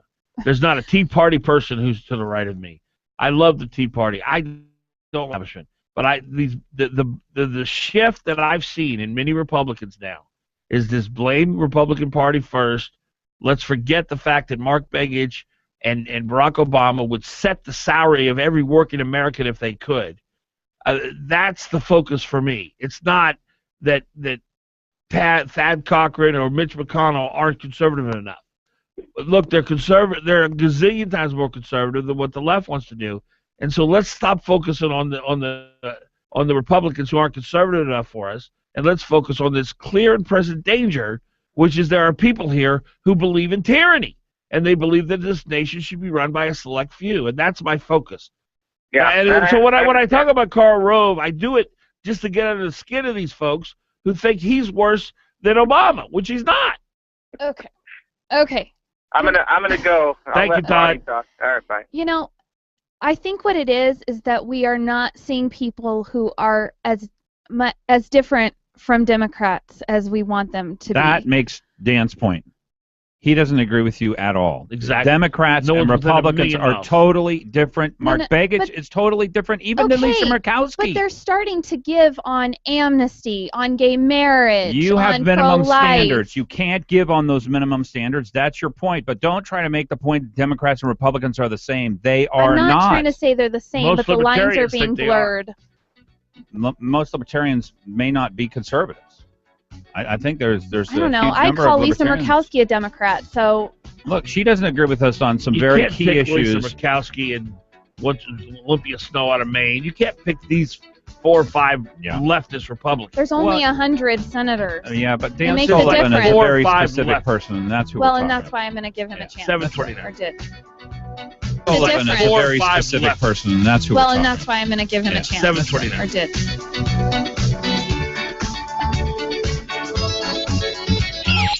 And now, the Fox News Business Report, brought to you by Mercedes-Benz of Anchorage. The best or nothing. From the Fox Business Network, stocks are narrowly mixed after the Dow Jones Industrial Average, S&P 500, and Dow Transports touched all-time highs today. Investors assessing comments from ECB President Mario Draghi after the bank left its key interest rate unchanged. Draghi again said the ECB is ready to take more steps to revive the region's struggling economy. And the number of Americans filing for first-time jobless benefits fell more than expected last week. Initial claims dropped to 278,000. The prior week was revised slightly higher. We'll get the full employment report for October tomorrow. Economists are looking for payrolls to rise by 231,000, with the unemployment rate staying the same. And shares of Tesla Motors are rallying after the electric car maker's quarterly results beat the street's estimates, but the company did lower its delivery forecast for this year. And Palo Alto Network says it's found new malware that could threaten millions of Apple devices. With the Fox Business Report, I'm Jolene Kent. Going to war was their duty. Telling their story is yours. This Veterans Day, Ancestry would like to help you honor the soldiers in your family with free access to our global military records. Visit tryancestry.com November 6th through Veterans Day. Find valuable clues such as rank, awards, battle details, photographs, and more. Discover what Veterans Day means to your family for a limited time when you visit tryancestry.com. Tryancestry.com. That's TRY Ancestry.com. With KOAN News, I'm Chuck White. An Anchorage man faces charges after he was accused of inappropriately touching a 5-year-old girl and a 6-year-old boy. Police say they are also investigating the alleged creation of pornographic materials depicting those victims and whether 26-year-old Timothy Lanier may have additional victims. Zan Kenda reports pro-marijuana groups here continue to celebrate. Alaska is the 4th state to legalize pot after Oregon voters also approved a marijuana question, and it was certified shortly before Alaska's vote, making it the 3rd state. Colorado and Washington state previously made marijuana legal and saw an increase in tourism afterwards. Now Alaska tourism officials are wondering if the same thing will happen here. Skeletal remains that washed ashore on Shuyak Island have been ID'd as those of missing French adventurer Francois Jeannot. He hadn't been seen since May. The friends were still hoping he would turn up. He was 35. That's your Hot Talk News update. Sunshine and clouds this afternoon, high 30. Mostly cloudy with snow tonight. Little to no accumulation is expected. Low 21. Partial sunshine on Friday, high 34. Friday night, low 25. Partly sunny on Saturday, high 36. Hot Talk, breaking news, and the latest weather. KOAN 95.1 FM and 1080 AM. Lots happening this weekend at Bell's Nursery's beautiful gift shop in the Specking Road Greenhouse. For one thing, collectors of those charming Department 56 villages will find all the Halloween items, including the new pieces, all on sale at 40% off. So, next year, your village will have the spookiest house in town. Did you know that Bell's Gift Shop has a collection of beautiful linens you won't find anywhere else in Anchorage? And this weekend, they're all 25% off. You really love how they look on your holiday table. And a new shipment of See's candy is in the gift shop now. Nice to have during the upcoming winter season. You know, getting the right pictures for your Christmas cards isn't easy. So this year, Bell's Nurseries has asked Karen Lewis to come into their beautiful setting on November 22nd to take family pictures for you, especially with Christmas cards in mind. For details and an appointment, call Bell's at 345-4476. Bell's Nursery and Gifts on Specking Road and Bell's Nursery on Cranberry and DeArmond Road. Local news, weather, and the Dan Fagan Glen Biegel Show on Hot Talk. KOAN. Brought to you by Connect Country Liquor. With 4 convenient locations in the Valley and Talkeetna, you won't find a better selection. When I grew up, I want to be a pro basketball player. An elementary school teacher. No matter what dream you choose or where you are in life, Country Financial helps you and your family grow your own way. Or maybe a veterinarian. A mom, a doctor, and president of the United States. Maybe an astronaut or... oh, an Olympic gymnast. You can grow your own way.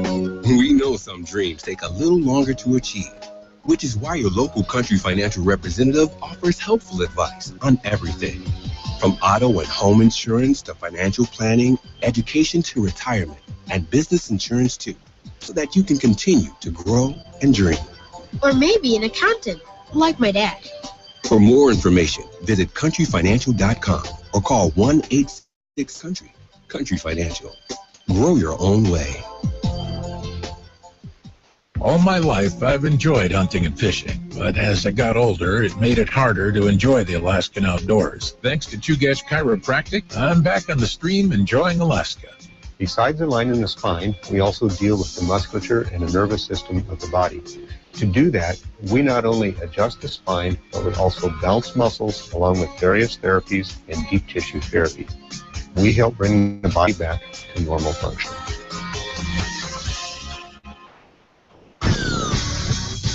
You're on with Fagan and Biegel on Hot Talk KOAN and online at 1080KOAN.com.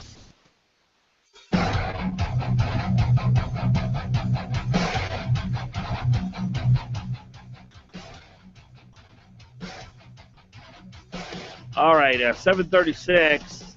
Dan Fagan, Glen Biegel, Bonnie Cameron. Sorry about that. KOAN, Wrong KBNT, streaming on danfagan.us, both video and audio.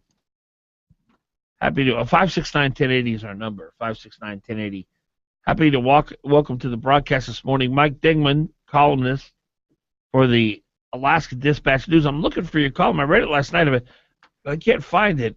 The boycotted Alaska Dispatch News. Yeah, the boycott. It was about there you go. Alaska's identity. Let's see, where is that? Gosh, dog, I don't see your column. They take it off when they put it on for 20 minutes and they pulled it. I don't see it. I think it's I'm looking and trying to look at Glen's computer. I think he's got it right there. I think that link is there. Okay, the I got middle it. link. If you go to the Alaska Voices section, it's the middle link there. Keeps its rep for independence, but outside money talks. Yeah. Mike Dingman. Yeah, just give us kind of a synopsis of what you're trying to say there in your column. So I grew up in Alaska. I'm a fifth generation guy. My family's from Sitka. So which is kind of funny. I say I'm a fifth generation Alaskan, and somebody, I won't say who it was, but somebody came up to me during the election this year and said, "How can you be a fifth generation Alaskan? Because Anchorage has only been around since 1914." I said, "Yeah, my family's from Sitka." And they're like, "Oh, okay." Wow. And so Alaska used to be this different kind of place. We still are. But we used to. And how old are you now, by the way? I'm pushing 40. Okay. Oh, you look younger than that. Yeah. So I remember Alaska in the 80s, and I was a little kid in the late 70s. So we used to be this place that idolized people like Joe Vogler. Like I remember Joe Vogler very well. And he started the Alaska Independence Party and pushed for Alaska secession, and we don't care how it's done outside. Everybody had those little bumper stickers were all over the cars. Is he still alive? Back in the days. No, Joe Vogler was killed by Manfred West in 93. Oh, that's right. Okay.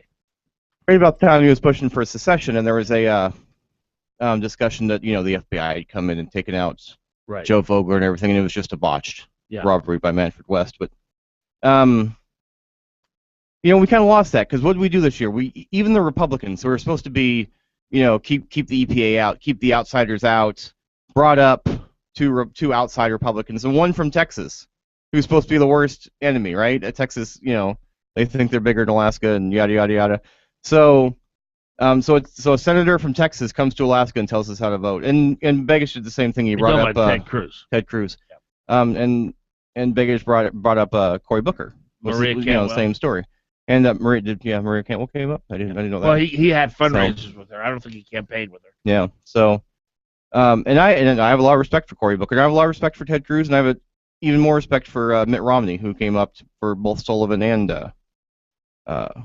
Sullivan. Yeah. So, and I voted for Sullivan. I'm a Dan Sullivan voter and supporter. I've been since day one in the primary. I think you remember that. So, but this kind of outside influence thing, as we've grown in the state and people from outside come up, we kind of lose that. I think as with losing Ted Stevens and Frank Murkowski in the Senate seats become more important, so the money comes flying in, and we get lost in kind of the glitz and the glamour of it all and being important, and we forget kind of who we were, or maybe who we should be. So. Well, I had a friend of mine, a very close friend, who was born and raised here. He was like third or fourth generation, I think, and that would bother him too. He would talk to me about that. He no longer lives here, but this idea of, especially, just losing our identity, and people. There are a lot of people though Mike, who they come up here and they've been here for 10 years or 5 years or 12 years or 15 years or 20, but they consider this their home. That's great. And you know, I don't have a litmus test for how long you've been here. Like I said, I voted for Dan Sullivan. You know, I put together a timeline. I think he's probably lived in Alaska a total of about 12 years. I think if you go through it all. Ted Stevens, when he ran or was appointed, he was only here 6. Yeah. Mark Begich, his dad, was only here 12. Yeah. Well, and that was a different time too. I mean, that was when, you know, unless you were a native Alaskan, like very few people had been there that long. You know. And that was a time when you know, being an Alaskan really meant something. You know, it was a tough environment. You know. And like when my grandparents grew up, or you know, their parents grew up in Alaska, and so yeah, it's not a litmus test for me. It's just the outside, the idea that we need to emulate how they do it outside somehow is or losing that Alaska, you know, that Alaska independence so you're not feeling. saying So we have to, you know, get for one team or the other. You know. Well, you know, it doesn't burn the Alaskan team. Nothing burns me more, and Sarah Palin would pull this on me when she'd argue with me on the air. Well, Dan, you know, if you were born here, you'd understand that and make her point. You know, nothing burns me more than you're not really a real Alaskan, so you don't really get what makes us tick. That's just unfair. I mean, she wasn't born. It's completely unfair. Yeah, she wasn't born here either. She was born in Sandpoint, Idaho. I know. Yeah. But you understand how people who live here, they make it their home, they love it. They're not leaving. They want to feel a sense of ownership too, and of belonging, and sometimes the longer people are here, there's almost a snobbish kind of, well, you only been here 20 years. Yeah. Well, here's what I wonder, by the way, and that is Glen Biegel had born and raised in Alaska, as is Bonnie. I was the first person in my family who Brian. was born in Anchorage. I had a brother who was born in Ketchikan, I think, and then all the rest of my family was born somewhere else. Anyway, so here's the part that I guess bothers me is when people talk about being Alaska, they really are hearkening to a place that doesn't exist for the most part anymore. Well, I think we're yearning for a place that doesn't exist anymore. Yeah, but so to me, it's fake anyway. You know, we're not. You talk about subsistence. We get in a plane, we go out with a gun that can shoot, you know, 3/4 of a mile. We can take down any animal that we want. We go out and skin it with, you know, a chainsaw or whatever the heck they use these days, and pack it back on the plane with your 4-wheeler, and then you fly it back to where you were. It's just not. It's not the same, and we keep acting like, you know, oh well, Alaskan is so different than everywhere else. For the most part, we're not, and I guess I'm always bothered by people who say who weren't here when it was hard, who don't understand how hard it was, how cold this place is, how dark this is, how remote this is, how ridiculous it is for us not to have a huge oil industry up here. I'm always taken back by the fact that most people are really talking about something that doesn't really exist anymore. Yeah, so I don't get it. Empty grocery shelves waiting for shipments to come in that are late. And, that's right. You remember that? Yeah, I don't remember that, but okay. I have, you remember that, parents and grandparents. Yeah, well, there wasn't really even a large grocery store up here when I was born. I mean, so no Walmart, no Kmart, no Costco or Sam's. Yeah, right. none of those were up here. How would you eat? Safeway. There was one place in town, and it was off of Old Seward Highway. And there wasn't even a new Seward Highway at the time, but there was off Old Seward Highway that it had kind of bulk products there, so we'd get our powdered milk there. And Cars on Gamble was a tiny little store inside the large strip mall. The large strip mall that is the entire Cars on Gamble now is a little tiny store inside. It's true, though, that there isn't the same mentality down in the States, in the lower 48, 49, about Alaskan pride. You know, most people are from other places down there. Did we get a new state? Yeah. No. You just said lower 49. Well, that's Hawaii. what they've switched over to calling it the lower is that 49. Right? But that's not a part of the contiguous U.S. No, it doesn't. I didn't say contiguous. I'm just saying the lower 49. I've never heard that. I've never heard 49. I've always heard 48. We got Mike Dingman in with his columns for the Alaska Dispatch News. The reason I wanted you to come in is I know you're a Walker supporter. Yeah. I want you to give me what you expect to happen the first couple of years under a Walker administration. Mike Dingman, he's here with his Fagan, Biegel, and Bonnie. Time currently 7:44. Mike Dingman, he's here with his Fagan, Biegel, and Bonnie. Time currently 7:44.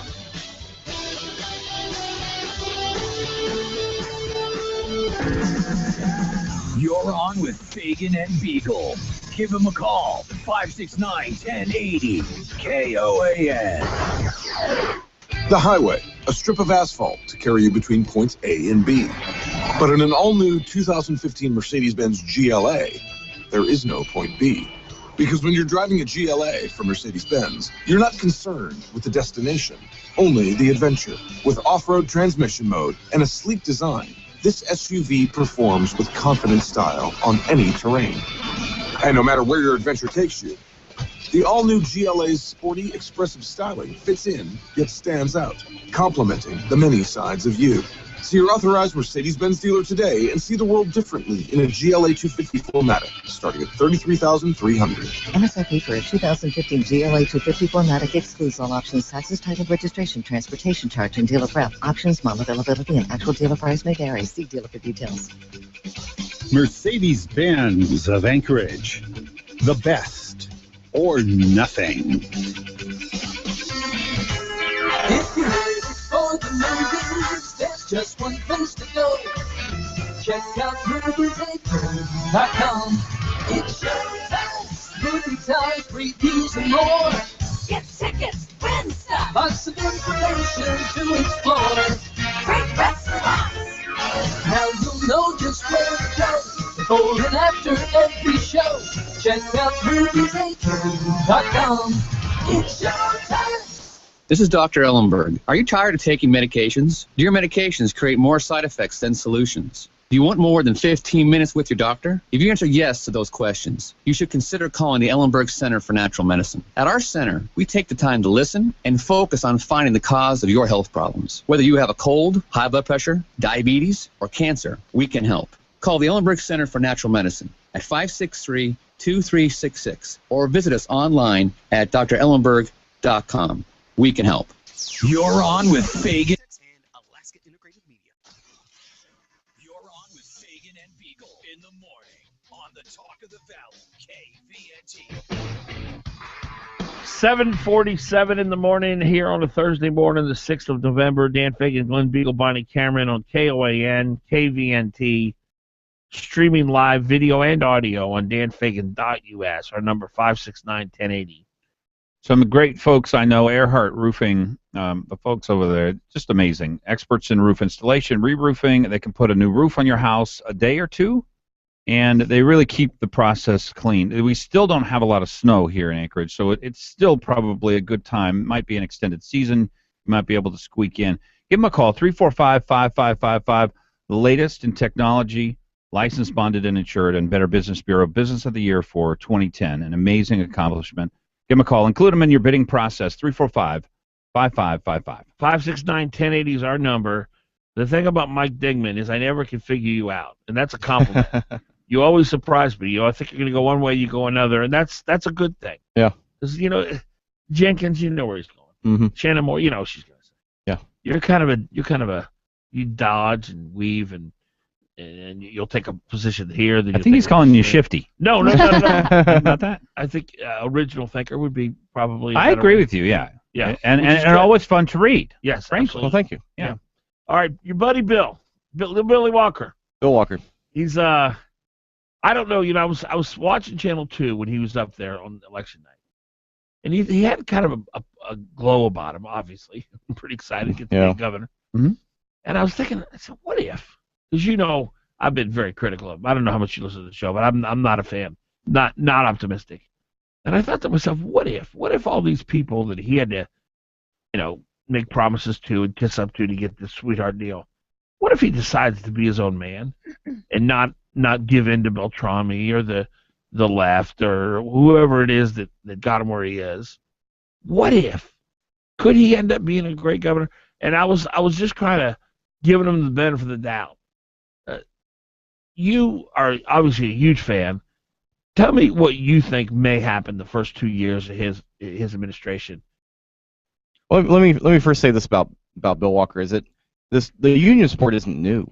In 2010 when he ran the IBW, and these guys supported him. Yeah. He's always been more of a union guy because he's kind of he's been a labor attorney. And, he was He supports project labor agreements if we get a gas line and things like that. Bill Wilikowski and Bill Walker disagree on nothing when it comes to unions.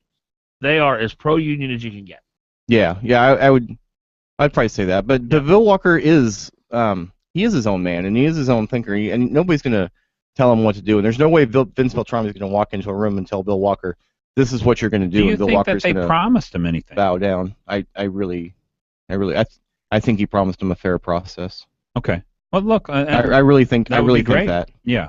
Maybe I'm naive. No, I'm not naive. But I mean, maybe I'm unduly biased here. You're shifty and naive, but other than that, look, you're a than fantastic Sean guy. Parnell can I just promise want to him. tell you that. One thing I'm not is I'm not naive.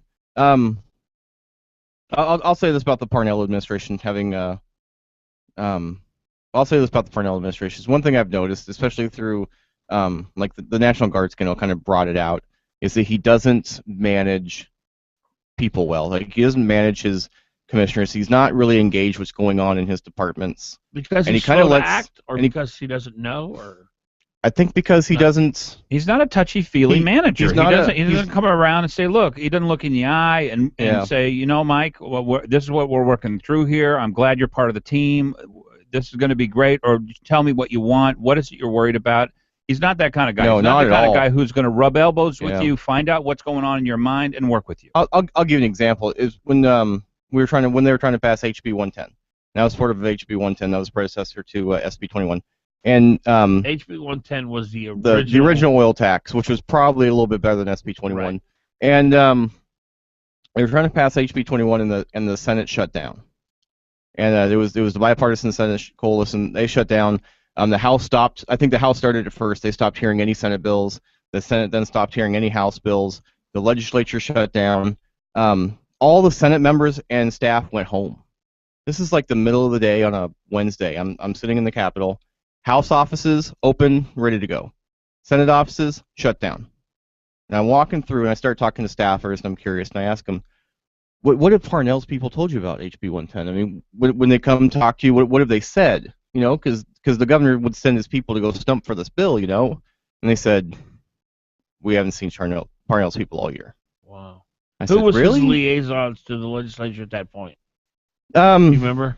On at this point in mine, I can't remember. Okay, now that was I can't his- remember who was that working was on his- it. It was before Baylash and that group. Now, I that believe. was not his finishing Palin's term. That was his first elected term you're talking about. This Well, is we had this is HB 21. 2010, 2011?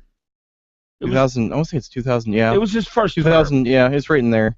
First term. And, He was elected at this point. Yes. Yeah, he'd just been elected. Yeah, and So it might have been it 2011, wasn't Baylash. 2012. It was Dan Sullivan was still AG.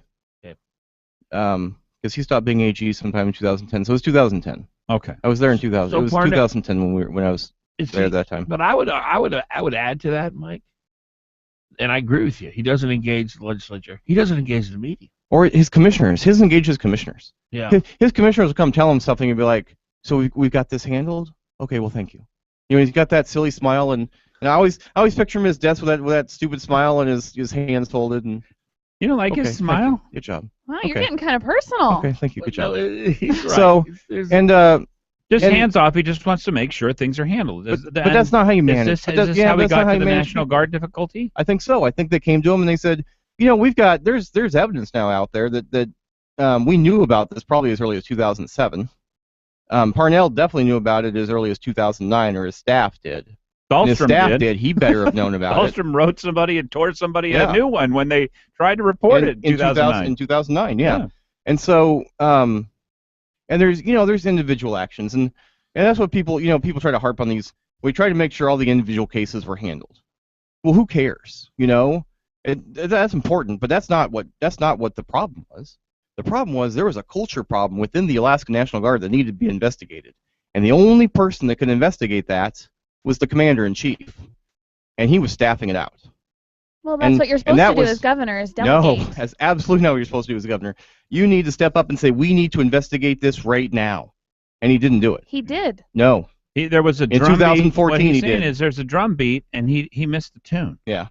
He said we're He handling. delegated He said it we're to handling all somebody these. else. And when he in got 2000 fired. And when? he got He fired shouldn't have because of trusted it. him for so long. He got fired because of it. When did he have an investigation? he delegated it to. When? What year? There were 2011. In 2010, I thought. No. 2011, there were 3 investigations. 2012, Individual there were 2 more investigations. investigations. Not an overall investigation. Not an overall one. Not an That's overall called for investigation into the 2014. climate of the National Guard. He delegated that to to the general. No. To General Katkus. You can't have somebody investigate themselves. General Katkus is the one being investigated.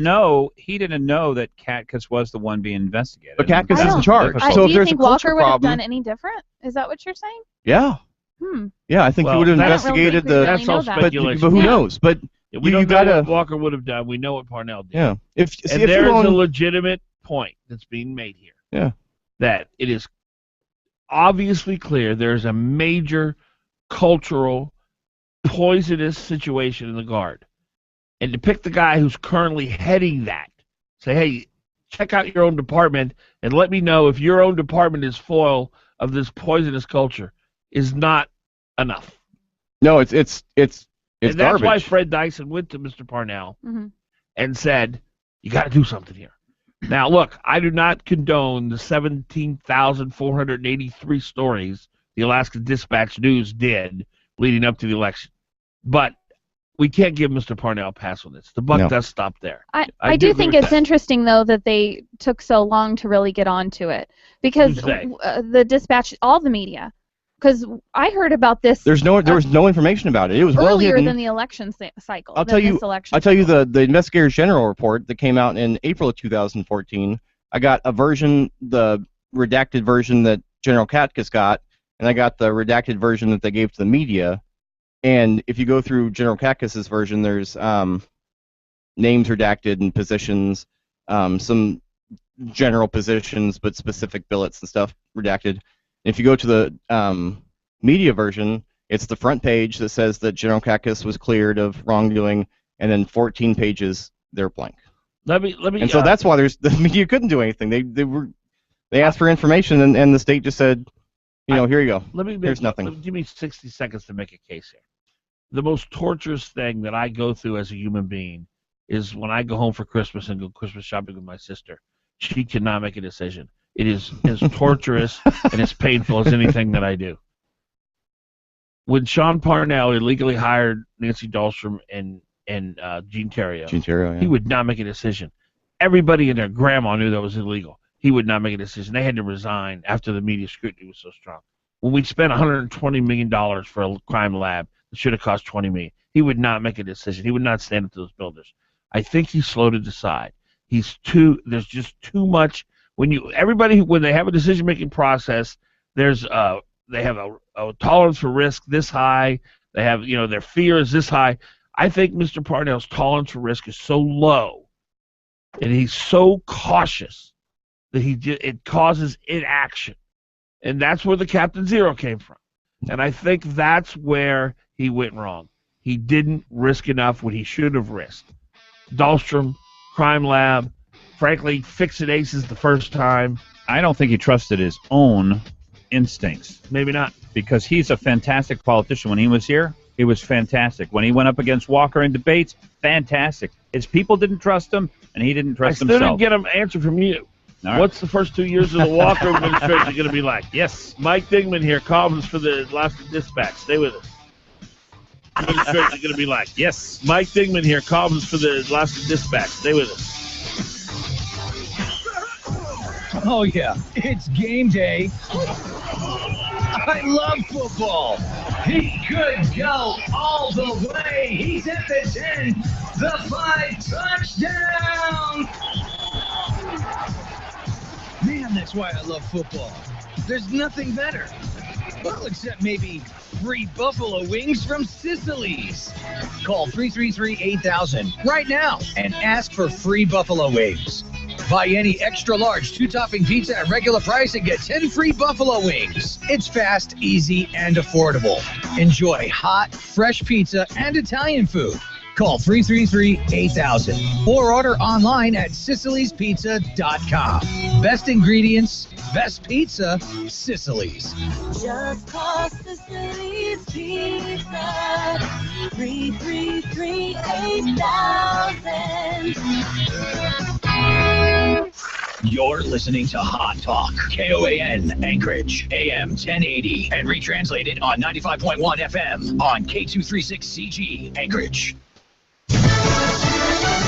Fox News Radio, I'm Lisa Brady. As the president prepares for tomorrow's White House meeting with top congressional leaders, the bipartisan talk continues. Fox News Radio's Jared Halpern is live on the Hill. Republican leaders are spelling out an ambitious agenda when they take control of Congress next year, taking on many of the president's policies. But House Speaker John Boehner and incoming Senate Majority Leader Mitch McConnell believe they can work with Democrats on rolling back Obamacare and authorizing the Keystone Oil Pipeline.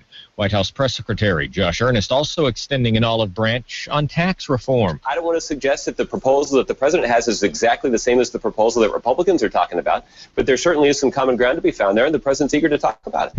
Speaker Boehner holds a post-election news conference to answer questions about his agenda next hour. Lisa. Jared, thanks. Belgium's capital erupts in protests over changes proposed by government. Fox News Radio's Simon Owen live in our European Bureau. Lisa, Belgium's government has only been in power a few weeks, but it's already made a lot of people angry.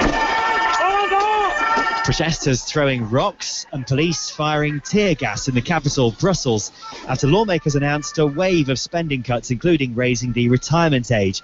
In recent years, there have been similar scenes in Spain, Italy and Greece as Europe recovers from a debt crisis.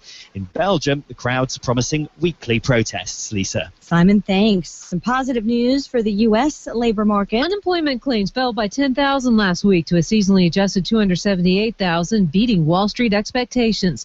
The Labor Department says a 4-week average, a less volatile measure, declined to 279,000, the lowest level since 2000. Fox Radio's Rachel Sutherland. The October jobs report comes out tomorrow. For now, stocks keep hitting new heights. The Dow up 31 points, topping 17,500. You're listening to Fox News Radio, fair and balanced. Did you know by age 50, half of all men have an enlarged prostate? This means more urges to urinate, longer bathroom trips, waking at night to urinate, or issues with intimacy. If this sounds familiar, call us now, because we're shipping free bottles of Super Beta Prostate to listeners of this station. Super Beta Prostate is a non-prescription formula guaranteed to reduce the symptoms of your enlarged prostate. It's yours free. Pay only shipping and handling. Just call 1-800-739-8212. In clinical trials, the ingredient in Super Beta Prostate was shown to reduce urges to urinate, improve bladder emptying, reduce waking at night to urinate, and improve quality of life. This Super Beta Prostate free offer is for listeners of this station, but it won't last. Don't wait. Just call 1-800-739-8212. That's 1-800-739-8212.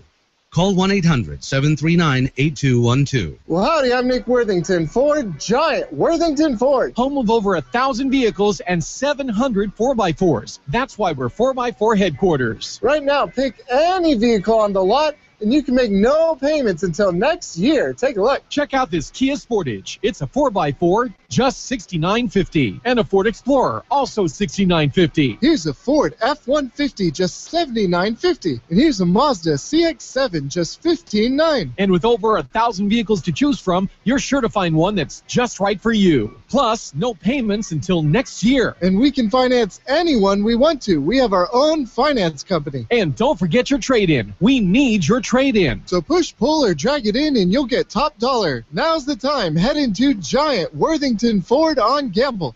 06 Sportage Q1457D, 01 F150, 1470818, 02 Explorer 1410078, 2010 CX7, Q13018. Unapproved credit subject to prior sales. See dealer for details. Ends 11/6/2014. Trail Boss Solutions is your local award-winning, nationally recognized construction and remodel firm.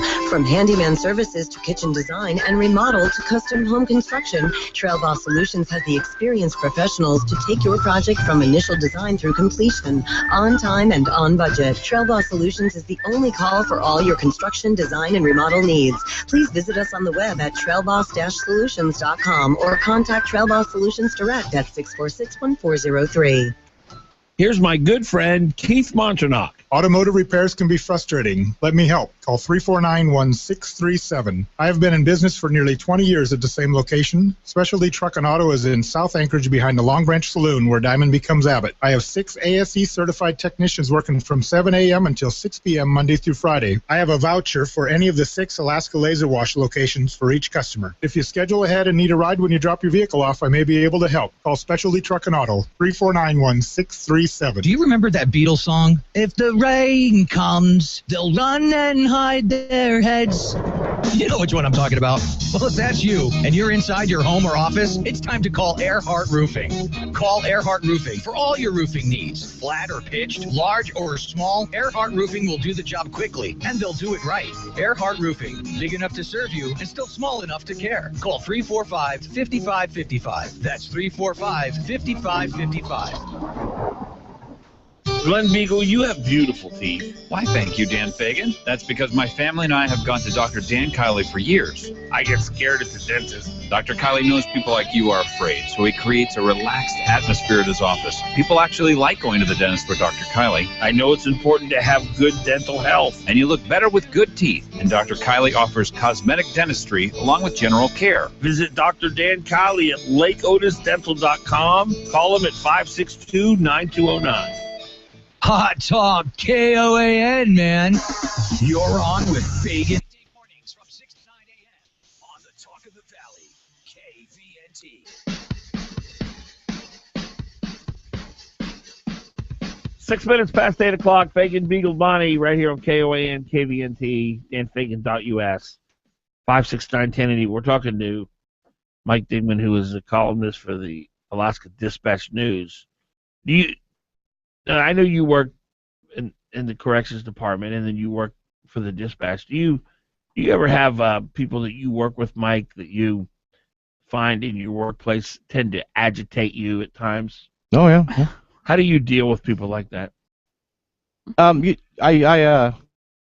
In my professional life, the key is to remain professional. Yeah, treat them with respect, even though you respect them, but they just really piss you off. Have you ever tried to ship them down to Hawaii by any chance? Have you ever stayed in your chair when you got upset at somebody and had a good discussion instead of leaving the room? See, she's talking about when I left the show once. You got See, he's talking about me when he's talking to you. Well, see, I walked in the show once and he left, but he was sick. Yeah. So he invited me in. Right. I was halibut fishing. Yeah. That's right. He invited me in and said, okay, I'm going to leave now. Well, I figured you and Glenn can do the rest of the show. He's getting better, by the way, Dan is. I've hosted different shows in the studio and others, so, I can... Well, here's the thing with Miss Cameron, to your left. I think the show's a lot better with her. So that's a consideration. I probably won't live as long with her in the studio on a regular basis. So the trade-off for me is, do I have a better, stronger, more successful talk show, but yet a shorter life? Well, I'm curious how many years you've lost over the different co-hosts you've had over the years. Most of them don't really shorten my life. Yeah, Bonnie's the only one who I have so much power. Yeah, she just... Wow, that's... So I figure she'll probably take 10 years off my life, but then, the show will be good for, so it's a quantity versus quality kind of deal. So we've decided to keep her on. That's good. Yeah. Phew. That's good because I like the show with Bonnie on it. So. All right, back to my original question. Billy Walker, little Billy, how's he going to do? What's he going to do? What's his first 2 years going to be like? I think it'll be interesting. I think we'll see some budget cuts, but I think he'll get in there and realize the reality of government is that the budget is whatever percentage labor costs and a very small percentage of other stuff, including stuff you just can't cut legally. What will his cabinet look like? Hollis French. I think it's going to be a pretty. I think Hollis French is going to run for mayor. Okay. I think it's going to be a pretty diverse cabinet. I think you'll see him keeping some Parnell people. I think you'll see some Republican names that you've heard before. I think you'll see some names from the Democratic Party. Joe Bailoff. Bailash, he said he's going to fire Bailash. Yeah, he got to after Bailash wrote the column saying the Walker lied. But there are a handful of Republicans who are like in the backbone crowd, like Jim Whitaker up at Fairbanks. These, Like, I think even Jeff Lowenfeld considers himself a Republican.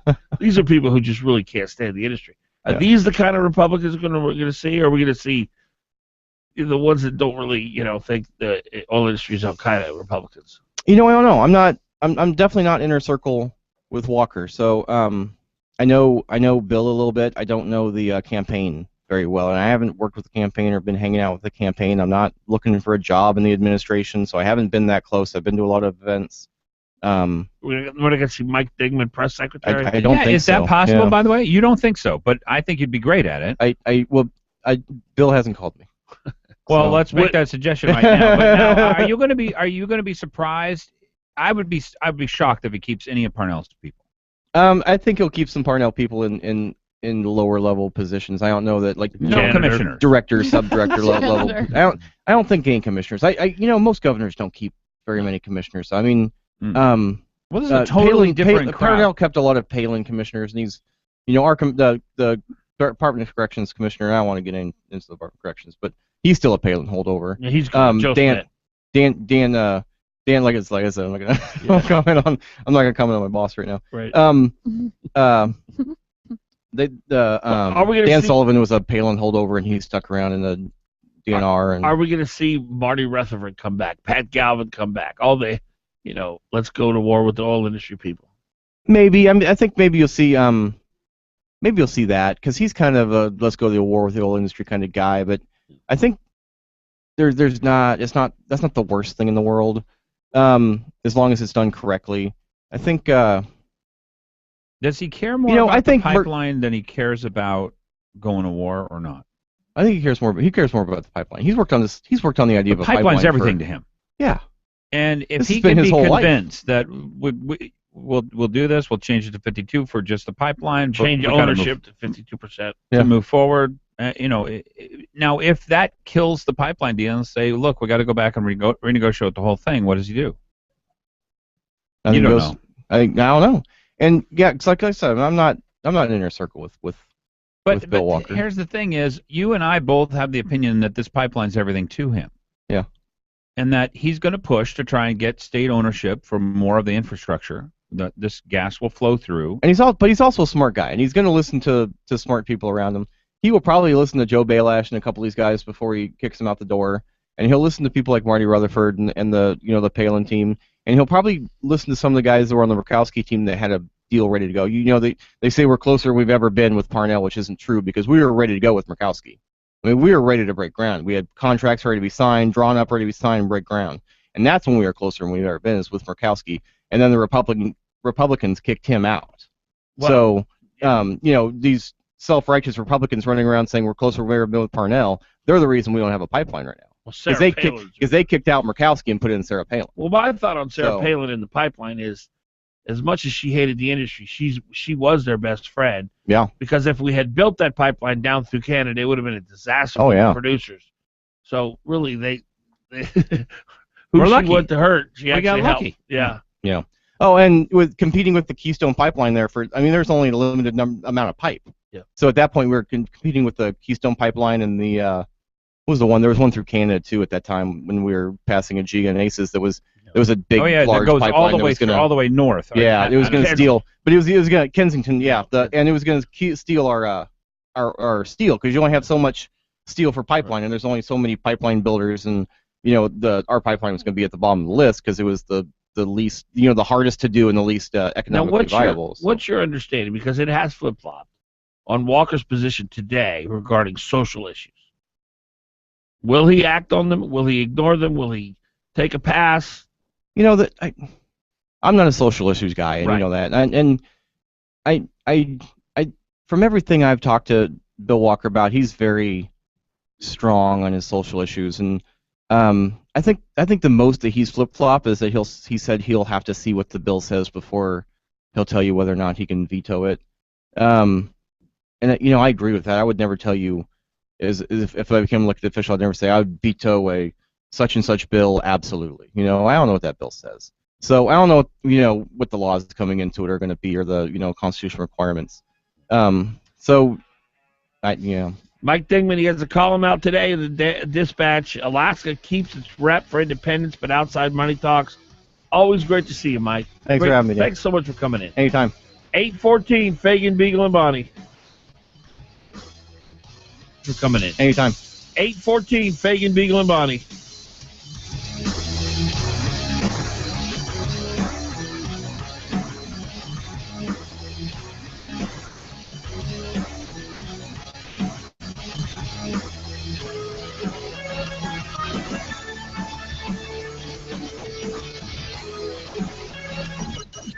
Dan Biegel on Hot Talk KOAN and online at 1080KOAN.com. Hi, I'm Brad Keithley. Like you, I'm glad the election is over. Now it's time to put Alaska's fiscal house in order. During the campaign, the state's fiscal condition didn't stay still. It got worse. The price of oil dropped dramatically. This year's state budget spends about $6 billion, but at current oil prices, revenues will total only about $3 billion. That's a deep hole. Getting out of that hole means making tough choices, and we know our leaders can't do it alone. They'll need the support of people like us, people who believe in a simple common sense principle that Alaska must live within its means. A couple of years ago, I founded Alaskans for Sustainable Budgets, so Alaskans can work together to help fix the budget. I pledged to work with the leaders we just elected, both those I supported and those I didn't, as they address the state's fiscal gap, and I'm asking for your help. Join us at itsourfutureak.com to help put Alaska on the right track and to urge legislators to support sustainable budgets. We need to fix this. Working together, we can. itsourfutureak.com. Is your IT department burdened with first-line support calls about printer jams and broken printers?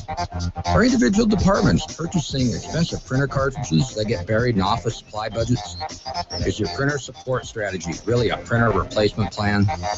Let Alaska Enterprise Solutions show you how to reduce those high print costs. AES is a Xerox professional agency in Alaska with Xerox's worldwide support behind them. You can reach us at aesalaska.com or 561-5100.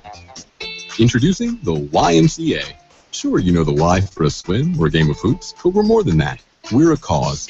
When you take a jump shot at the Y, someone else is getting job training. Practice yoga as a team practices their leadership skills. We give people of all ages, incomes, and backgrounds a chance to learn, grow, and thrive. So while you might think of the Y as the place for lifting weights, we're also about lifting entire communities. That's the Y. You're on with Fagan and Biegel on Hot.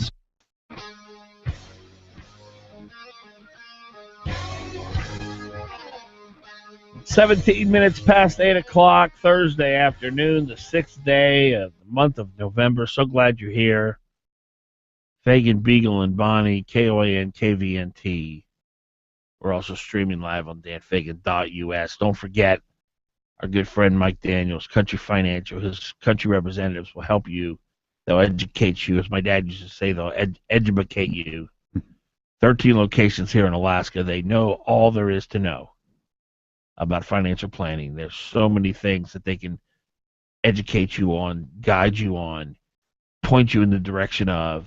Information is so powerful that will make you move in the direction of a retirement that will be worry-free, stress-free. And let's face it, that's what we're all shooting for, right? Having a retirement where you don't have to go get a part-time job and you can just enjoy your years with your spouse and your family and your grandkids. Country Financial, 866-COUNTRY is the number. Give them a call. Make an appointment. Just sit down with them. It won't cost you a penny to just sit down with them.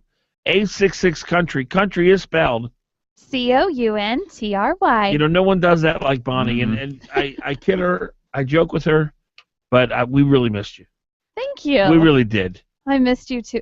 I mean, it just wasn't the same show, Glenn. Would you back me up on that? Yeah, I would. And I've had people tell me that, by the way. Yeah. Really? Yeah. No, people, you're definitely an intricate mix on the broadcast, or an intricate part of the show, and we're glad you're here. Well, Bethany did great. She did. I really look up to her for her knowledge, and she's impressive. She's really put herself out there trying to make a good change for conservatism. All right, so here's what I've decided. This is something I thought about last night. Now, this is just for me. You guys don't have to follow me on this. You can live your own lives the way you want to. That includes you, Brian. You don't have to follow me on this either. Thanks, Dan.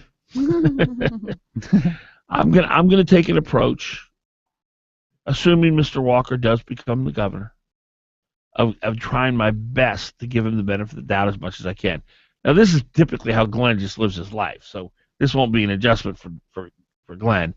Me being a cynic, I have to work at this kind of stuff. But I am. I'm gonna. It looks bad on paper. He's very close ties to the union. He's got a running mate who, clearly hard left guy, pro-death culture guy. Everything points to this is going to be Sarah Palin tube, only maybe worse, on paper. But I am gonna try to discipline myself and to focus my attention on what could happen positive and what could. Let's look at Bill Walker for a minute. And I'm like Glenn. I've never wanted to vote for him, but I've always admired him. And the one thing that Bill Walker does seem to have that a lot of politicians don't, Dan Sullivan has it, the mayor, is he does seem to have a little fight in him. He does seem to be willing to throw a punch. Well, a lot of and frankly, I think Sean Parnell's the complete opposite. That's probably his weakest thing, the idea of getting in there and mixing it up with somebody. So let's see. Let's see what happens. Maybe we do need to push the oil companies around a little bit more. Maybe we do need to get tougher with them. I don't know. We'll see. We're going to try it. That's clearly what he's going to do, and it may produce great results. It may be a disaster. It may mean, Bonnie, your husband's out of a job, but we won't know till we see. So let's give him the benefit of the doubt, and let's see what happens. Glenn? Well, I'm a proponent of watching and seeing what's happening. He's basically said things on just about every side of every issue. He's been hazy on some things. Some things he said is I take as very positive. He's always said he's going to cut the budget. He's going to be a budget hawk. He's going to be responsible. He's going to try and get us down to a sustainable budget. To me, that's good. He's for the gas line. He said, he wants to renegotiate a part of it. If that turns out to press the reset button on the gas line, I'm hoping, and this is where hope comes in, because this is a little harder to accept that he'll do, because he called it the worst the most corrupt backroom deal ever. Talking about the gas line deal. Well, it wasn't the gas line deal. What that was the acceptance of the arrangement for Point Thompson development. Oh, okay, yeah. But there were some parts of the Point Thompson development that either he didn't know about or he disagreed meant what they meant. In other words, they have to show development by 2018, they have to show development by 2019, or they split up the union. They lose acreage. Right, which to me, they don't want to do. They're putting being the producers. They being Exxon. Exxon's put $4 billion into the development of this field. They want this gas. I mean, you don't put $4 billion into a field that you're not going to produce from. So to me, I'm also worried about him trying to direct it down to Valdez, where we don't need jobs, but we do need jobs over on the Kenai. So, there are a number of things I'm going to be looking for, but this is my suggestion. Let's see. We don't have to report what we fear. That's right. We'll report what we know. He said many different things. We don't know he's going to put in as commissioner of this, that, or the other thing. He has said specifically, the state of Alaska, have settled the tax issue. I am not going to revisit that. Referencing Prop 1. Referencing Prop 1. Look, there are some good signs. Now, the one thing he absolutely does not have, he does not have Sarah Palin's gift to go after people, or her 80% approval rating. Well, and that her 80% approval rating and her ability to go after people were a 1-2 punch. People feared her desperately. And I'll be honest with you, Glenn. I don't think that Sarah Palin calling people corrupt because they didn't believe in her policy revealed something about her and her character, which has been revealed many times since then. That was a really dirty, rotten thing to do. Yeah, she actually called me corrupt because I was for Prop 1. Right. I thought we wanted to have a more rational. But I don't see that in Bill Walker. I don't think see so. Bill Walker a decent calling, man. Yeah. So there are a lot of things we just don't know. Frankly, this is what the argument that I gave people before he went in. What will he do for you to say, look, I regretted my vote. That was a bad vote. I didn't know he was going to do that. Now, on my side of it, we have to be honest and to be fair, we've got to take the same approach. I will not regret him as governor if he gets us a gas line, even though he's a tougher negotiator than Parnell might have been. That's fine with me, as long as he doesn't break the bank or, it has to be real. It has to be an actual gas line. If he doesn't go to war with the oil industry, as he said he wouldn't, we've decided Prop 1. He said he's not going to go to war with the oil industry because we need them desperately. Well, I've got to challenge you on one thing. Okay.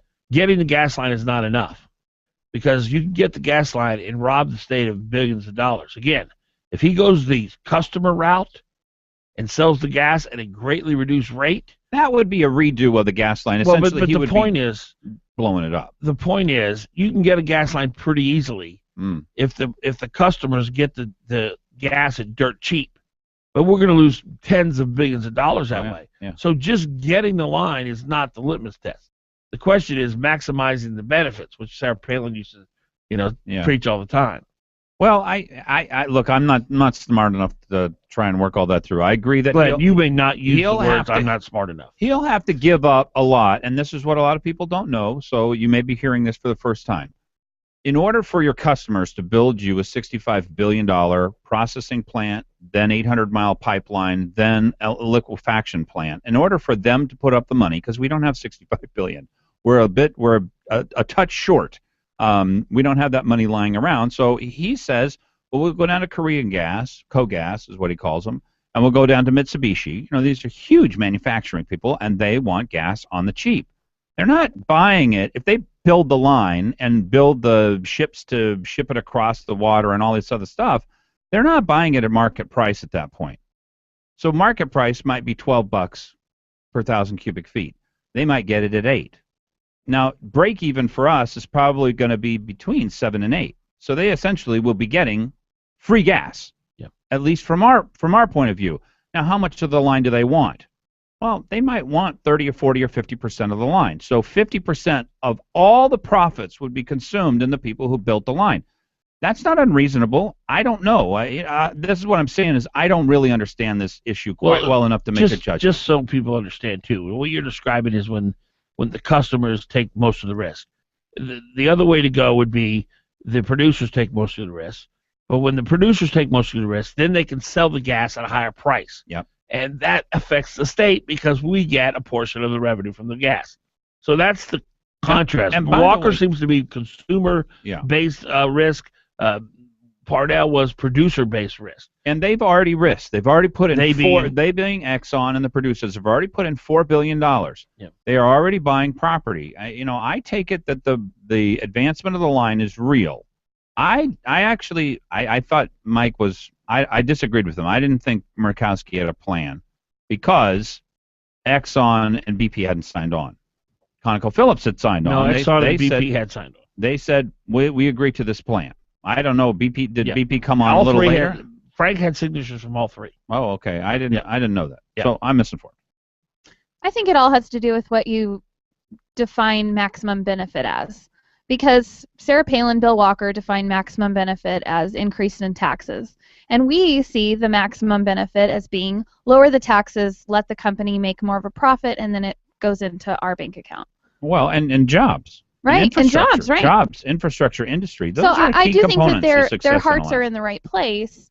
It's just it's not a conservative way of thinking. So we'll find out. We'll find out where Walker is on that, and really if he wants this line or doesn't. And that's one of the things I worry about is that we'll find out he may be more on the pride side than actually getting us a gas line. So I'm looking forward to finding. It's like a big mystery to me. It's like a big mystery novel because you don't know what's real. You don't know which direction it's going to go. It's not a mystery for me because I think I know what's going to happen. I'm looking at it as I'm hoping I'm surprised. Okay. I'm hoping I'm wrong at what I think is going to happen, and that's going to be my approach. Please let me be wrong. Please let me be wrong. Okay. Please surprise me. I just didn't like how he went around it. He went about getting the job as governor, if he does, riding the coattails of a Democrat and the Democrat Party and all they stand for really bothers me. If he had, gone with another conservative. Look, he's got to be very careful. He got in on 1%. And if a whole bunch of people, if he's not conservative at all, and all he does is put Democrats in charge of everything, and he blows up the gas line, you know what? What will happen to his 48%? It'll go down to 25%. It'll go down to the Democrat base, and he's got to be very careful here. He has no mandate. He's got a mandate to get a pipeline. That means he may have to give on some of the, he's going to have to work with our industry. He's going to have to figure this out. Do most people know Sarah Palin killed the first pipeline? No. I don't think so. I didn't And even he'll know. get away with it again if he kills this one because the media won't call him on it. 8:29, Fagan Biegel Bonnie. This one because the media won't call him on it. 8:29, Fagan Biegel Bonnie.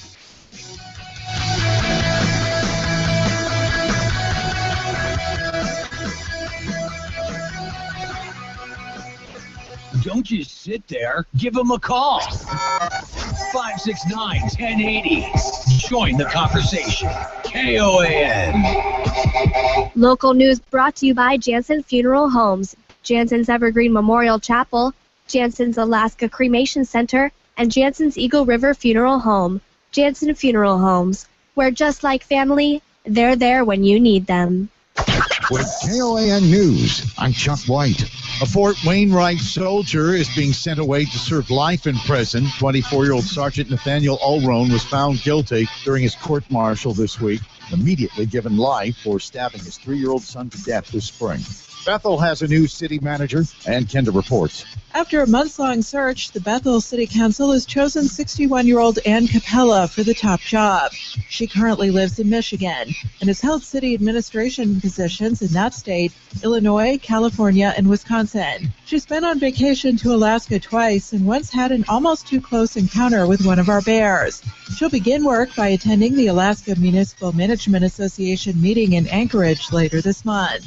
Finally, the state Senate has a new president. Kevin Meyer of Anchorage was chosen for that position after Republicans gained a seat during Tuesday's election. That's your Hot Talk News update. Local weather is next. Sunshine and clouds this afternoon, high 30. Mostly cloudy with snow tonight. Little to no accumulation is expected. Low 21. Partial sunshine on Friday, high 34. Friday night, low 25. Partly sunny on Saturday, high 36. Hot Talk, breaking news, and the latest weather. KOAN 95.1 FM and 1080 AM. Local news, weather, and the Dan Fagan Glen Biegel Show on Hot Talk. KOAN. Brought to you by Connect Country Liquor. With 4 convenient locations in the Valley and Talkeetna, you won't find a better selection. Wherever fine books are sold. A better life with Dr. Sanjay Gupta. Get this. A recent report says we spend nearly 30% of our time reading, writing, or filtering through our email inbox. I'm Dr. Sanjay Gupta, CNN's chief medical correspondent. If you're like me, you get more than 100 emails a day. Filtering through that inbox is an unproductive use of your time. Don't let email take over your workday. Time manage by keeping your inbox closed at your desk. Open it every 2 hours. Give yourself no more than 20 minutes to answer those emails and then close it down again. If you haven't done so already, start opting out of mass emails and junk email. Those newsletters, they're never going to miss you.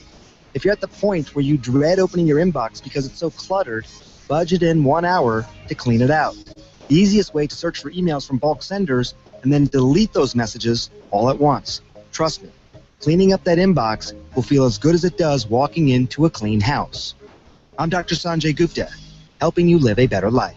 Investing in bonds involves risk, including the possible loss of principal. Income may be subject to state, local, or federal alternative minimum tax. When interest rates rise, prices will fall. When interest rates fall, prices will rise. I'm at a place in my life where I need investment income.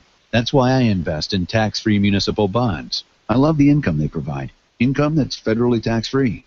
At this point, that's exactly the kind of income I need. Tax-free municipal bonds can serve as the cornerstone for a conservative portfolio. They offer income that's tax-free. Henyon & Walsh is a leading expert in tax-free municipal bonds. We're committed to finding you the best bonds to meet your investment goals. We'll even send you our informative bond guide, absolutely free if you call right now. 1-800-908-5154. If you have at least $10,000 to invest, consider municipal bonds. Take charge of your investments today and keep more of your hard-earned money. Call now to receive your copy of our informative bond guide. It's free, so call right now. 1-800-908-5154. 1-800-908-5154. Henyon & Walsh Inc., member of FINRA SIPC. When I grow up, I want to be a pro basketball player. An elementary school teacher. No matter what dream you choose or where you are in life, Country Financial helps you and your family grow your own way. Or maybe a veterinarian. A mom, a doctor, and president of the United States. Maybe an astronaut or, an Olympic gymnast. You can grow your own own way. We know some dreams take a little longer to achieve, which is why your local Country Financial representative offers helpful advice on everything. From auto and home insurance to financial planning, education to retirement, and business insurance too, so that you can continue to grow and dream. Or maybe an accountant, like my dad. For more information, visit countryfinancial.com or call 1-866-COUNTRY. Country Financial. Grow your own way. All my life, I've enjoyed hunting and fishing, but as I got older, it made it harder to enjoy the Alaskan outdoors. Thanks to Chugash Chiropractic, I'm back on the stream enjoying Alaska. Besides aligning the spine, we also deal with the musculature and the nervous system of the body. To do that, we not only adjust the spine, but we also balance muscles along with various therapies and deep tissue therapy. We help bring the body back to normal function. You're on with Fagan and Biegel in the morning. Give them a call, 569-1080. KOAN.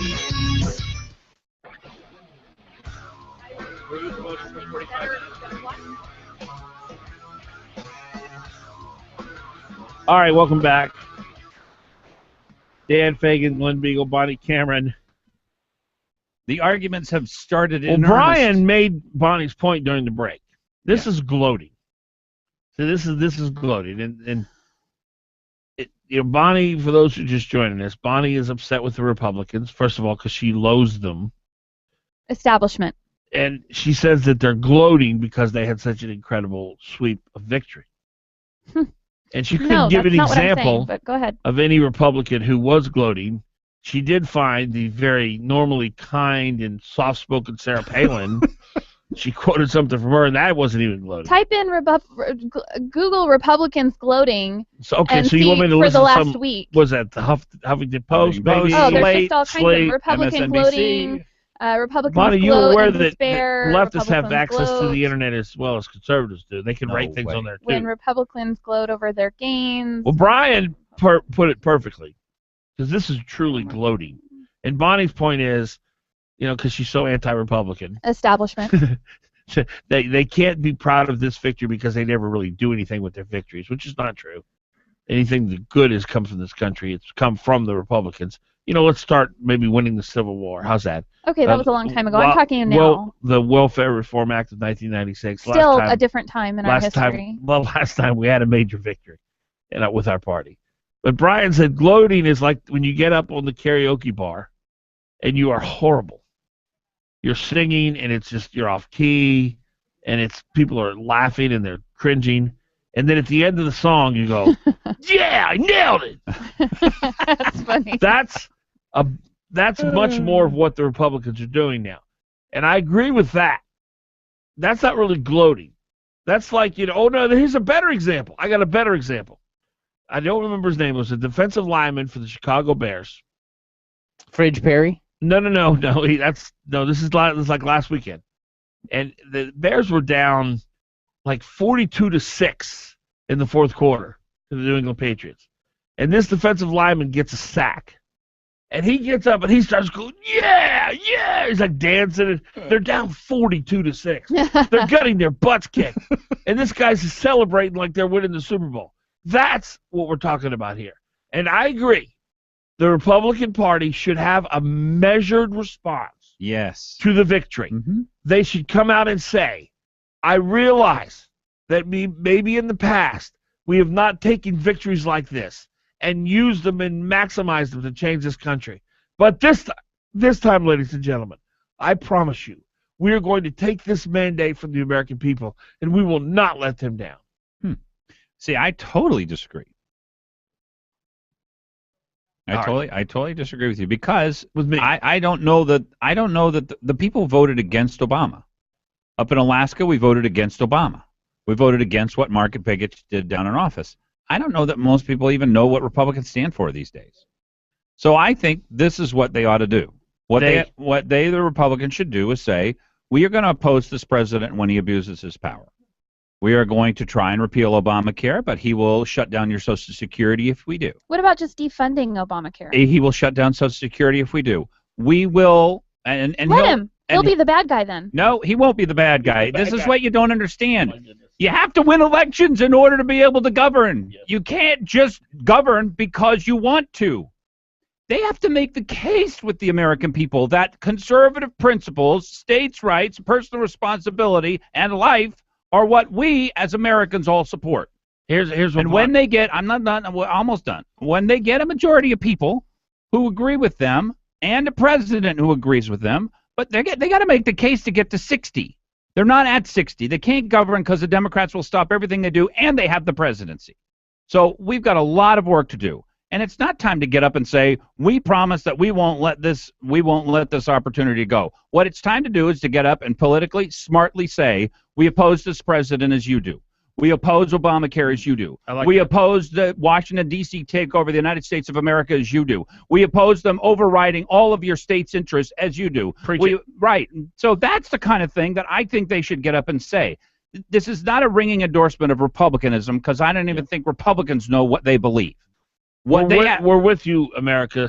We do not like the direction our president is taking us. And if they want to do some things, they should say, we need more energy in the United States of America. We are going to have an energy platform that we think and we believe the United States will support. We know this president will block us.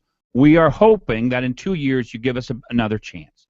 Those kinds of things where they sort of lay out their case as to what they do believe and what they do want to do. They said all that during their campaigns. Now we want them to follow through. Follow through meaning what? Shut down the government? If they have to, yeah. Okay, then that's the Tea Party. That's the part. What is so hard about that? Listen, Tea Party people out there, you're wrong.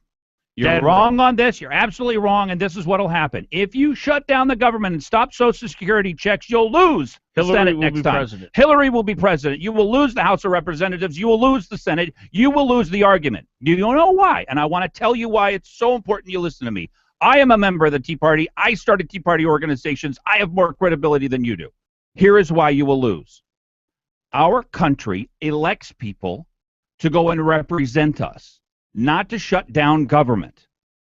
There is a great number of people who will vote for conservatives if they govern, but not if they say, we will not participate in this government. That is the way we are made. That is the way we are brought up, and we cannot change that just by saying, we're the Tea Party, and you have to listen to us, and we don't care about governing. We want to shut this government down. We will lose, and I don't want to lose. We have a great opportunity to win. It's not on us now. We don't have a president. We make our case. We take it to the American people. We oppose this president and everything he's done. We try to elect conservatives to get down there like Dan Sullivan, who are going to support Ted Cruz. That's our job right now. It's not to go around to the United States of America and say, you know what? If you're not a Tea Party person, screw you. Let me add. They accused Ted Cruz of trying to shut down things, and now you're using him. He didn't shut down the government. Let me add this. I'm not talking about shutting down the government. Yeah, yes, and they got onto him for that. The establishment people did not support him. I agree with you. Those are the people who we're fighting against. You use him when you like him and for your own... I use him because he is my senator. He's my favorite person who's down there. He does everything right. Bonnie, do you know anything about Civil War history and Abraham Lincoln and the Emancipation Proclamation? Have you studied that at all? I've heard of it. I understand. Me too. That's really all I can say. Where you're coming from is, I only operate on principle. Why do we keep talking about Civil War? Let's talk about Revolutionary War. Let me finish my point. I only operate on principle. I only operate on principle. If you understand what happened in this country that saved this country with Abraham Lincoln, and you understand the principles that he had to compromise to end slavery, with your philosophy that we never bend, we never compromise, I only operate on principle. I am 100% ideologically strong. I never say or do anything that would in any way, shape, or form come close to breaking my ideology.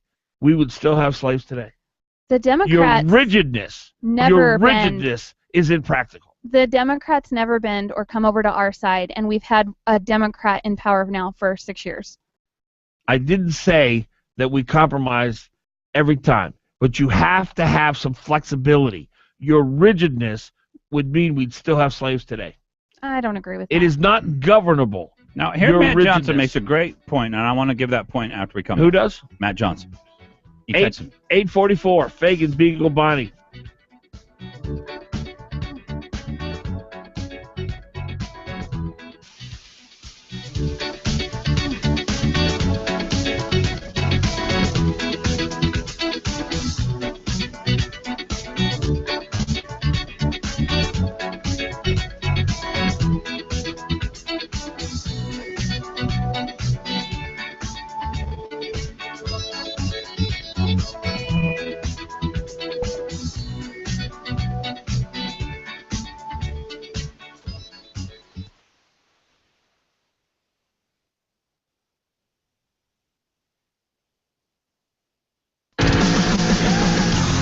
on with Fagan and Biegel. Give him a call. 569-1080. KOAN. The traffic jam. A stifling halt to your thrilling drive. But in a redesigned 2015 Mercedes-Benz C-Class, that interruption is at least tolerable. With the most luxurious interior in its class and an innovative touchpad, the all-new 2015 C-Class is as exciting to experience standing still as it is in motion. And with its improved acceleration power, your state of comfort continues, knowing you'll make it to your destination on time. To your authorized dealer and see the world differently in a C-Class from Mercedes-Benz. Get the 2015 C300 4MATIC starting at just $40,400. Test drive one today. MSRP for a 2015 C300 4MATIC excludes all options, taxes, title, registration, transportation charge, and dealer prep. Options, model availability, and actual dealer price may vary. See dealer for details. Mercedes-Benz of Anchorage. The best or nothing. Hi, this is Jonathan Martin at Harrington & Company. Sellers, if you are going to sell your home, now may very well be the best time. The current interest rates are still very low in comparison to previous loan rates. Now is the time to take advantage of this uncommon phenomenon. We will look back at this period as a golden opportunity to buy or sell. Homeowners planning to sell should call us at 244-0821. We will be happy to come out and do a comparative market analysis at your convenience. Call Jonathan Martin at Harrington & Company, 244-0821. That's 244-0821. If you need sandbags to give your car or truck a little extra traction on the ice and snow this winter, come to West High Hockey Sandbag Fundraiser. You get to see your West High Hockey varsity JV and cheer squad for the 2014-15 seasons. They'll be selling sandbags, $5 each this Saturday, November 8th from 11 a.m. till 3 p.m. in the lot between Benson and Northern Lights Boulevard, west of Cars Aurora gas station, in the Sears Shopping Center parking lot. Proceeds support the athletes throughout the season. So come on out and support your West High Eagles.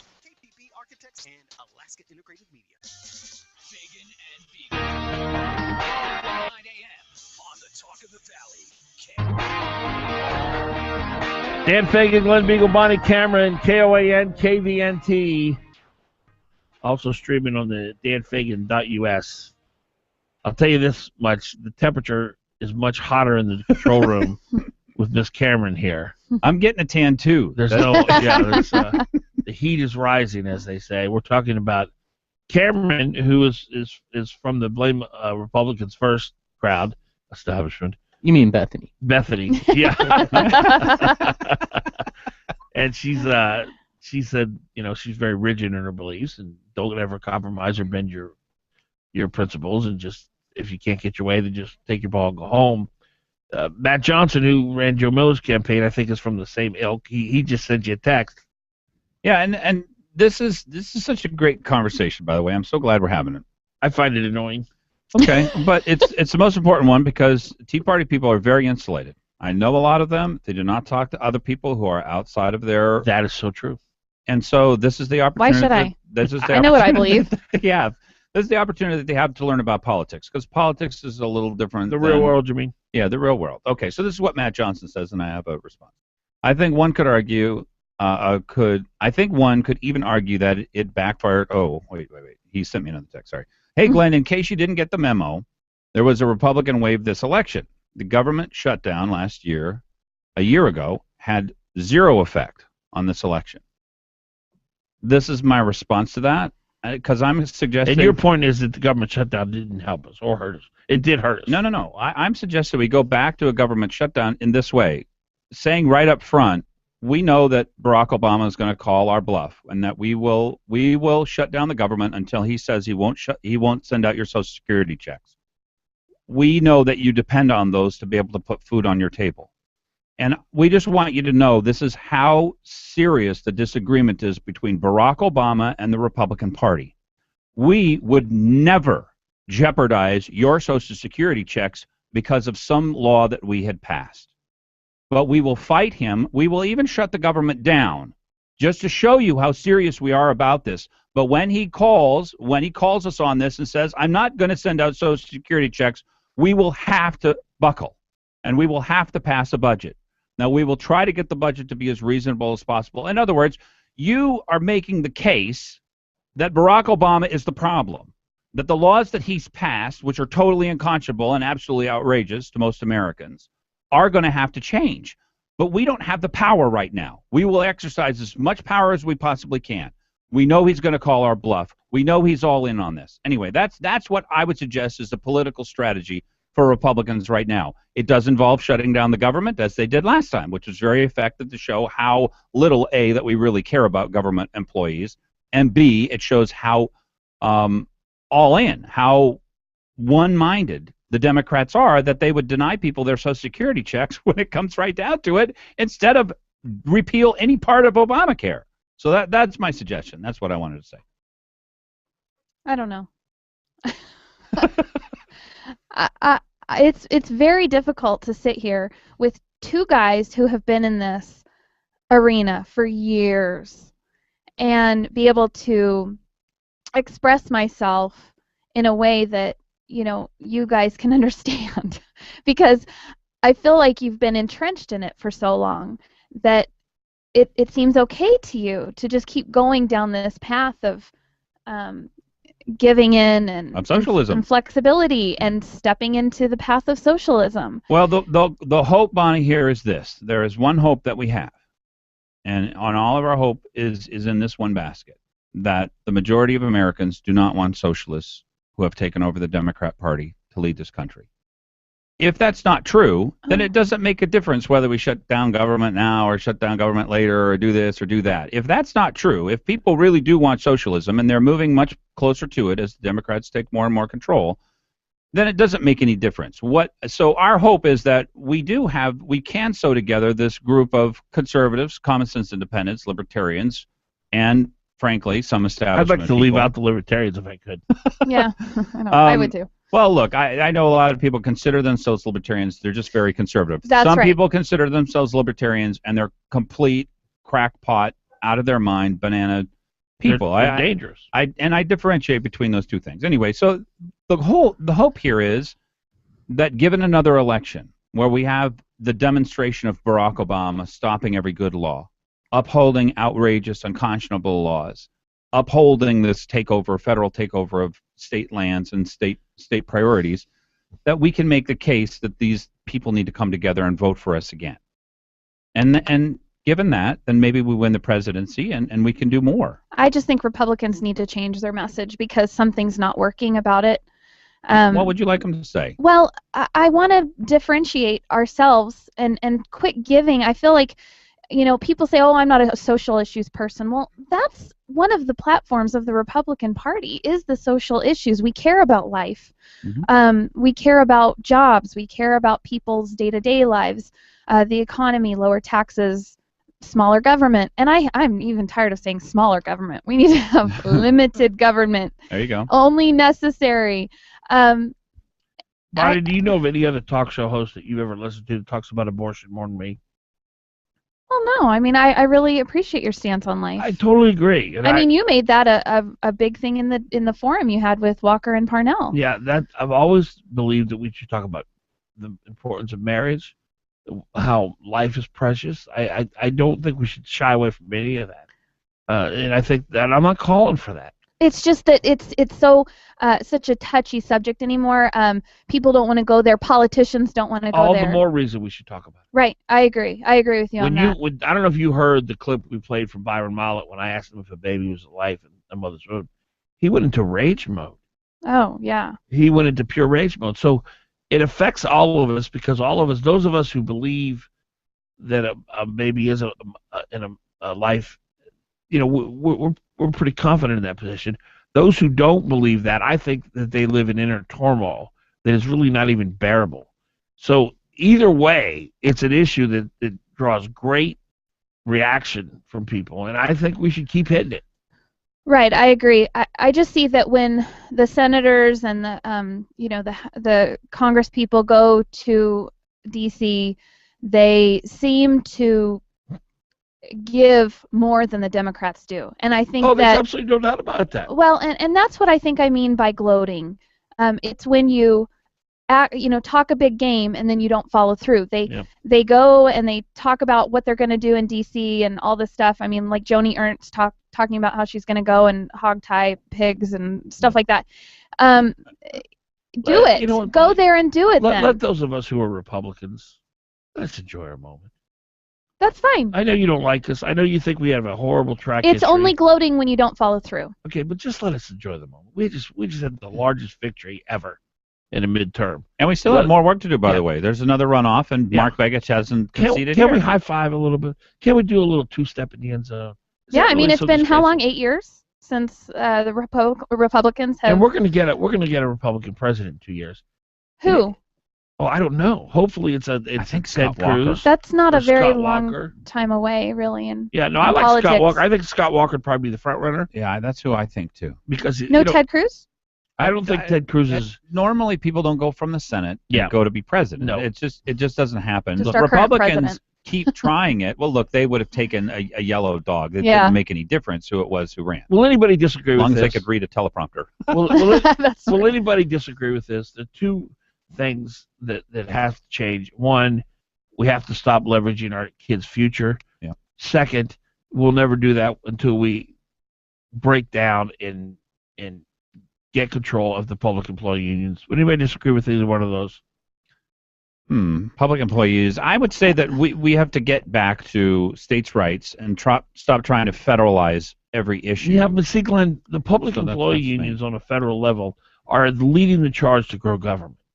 And the only man that I know of in America, there's one man who has a victory against the public employee unions. It's Scott Walker. Well, many people actually have. They've rolled back On a federal level? public employee unions in Illinois, not in Illinois, in Michigan, in Not to the I degree. remember several states over there have actually passed laws. Illinois Well, the got fact a that- Republican But governor. anyway, the point is they're doing it state by state, Mhm. and that's my goal is to prevent Washington D.C. from trying to figure out how to answer every question for Alaska. If we could just get those questions back to Alaska, we'll answer our own questions our own way, and it probably won't look like California. But the $17 trillion that we have in debt now is in large part because of the public employee unions pushing the agenda. And for Scott Walker to actually land a punch. Well, here's the second thing. I guess you would count it as public employee unions. I count it as Americans thinking that if the federal government does it, it's free. Yeah. Right.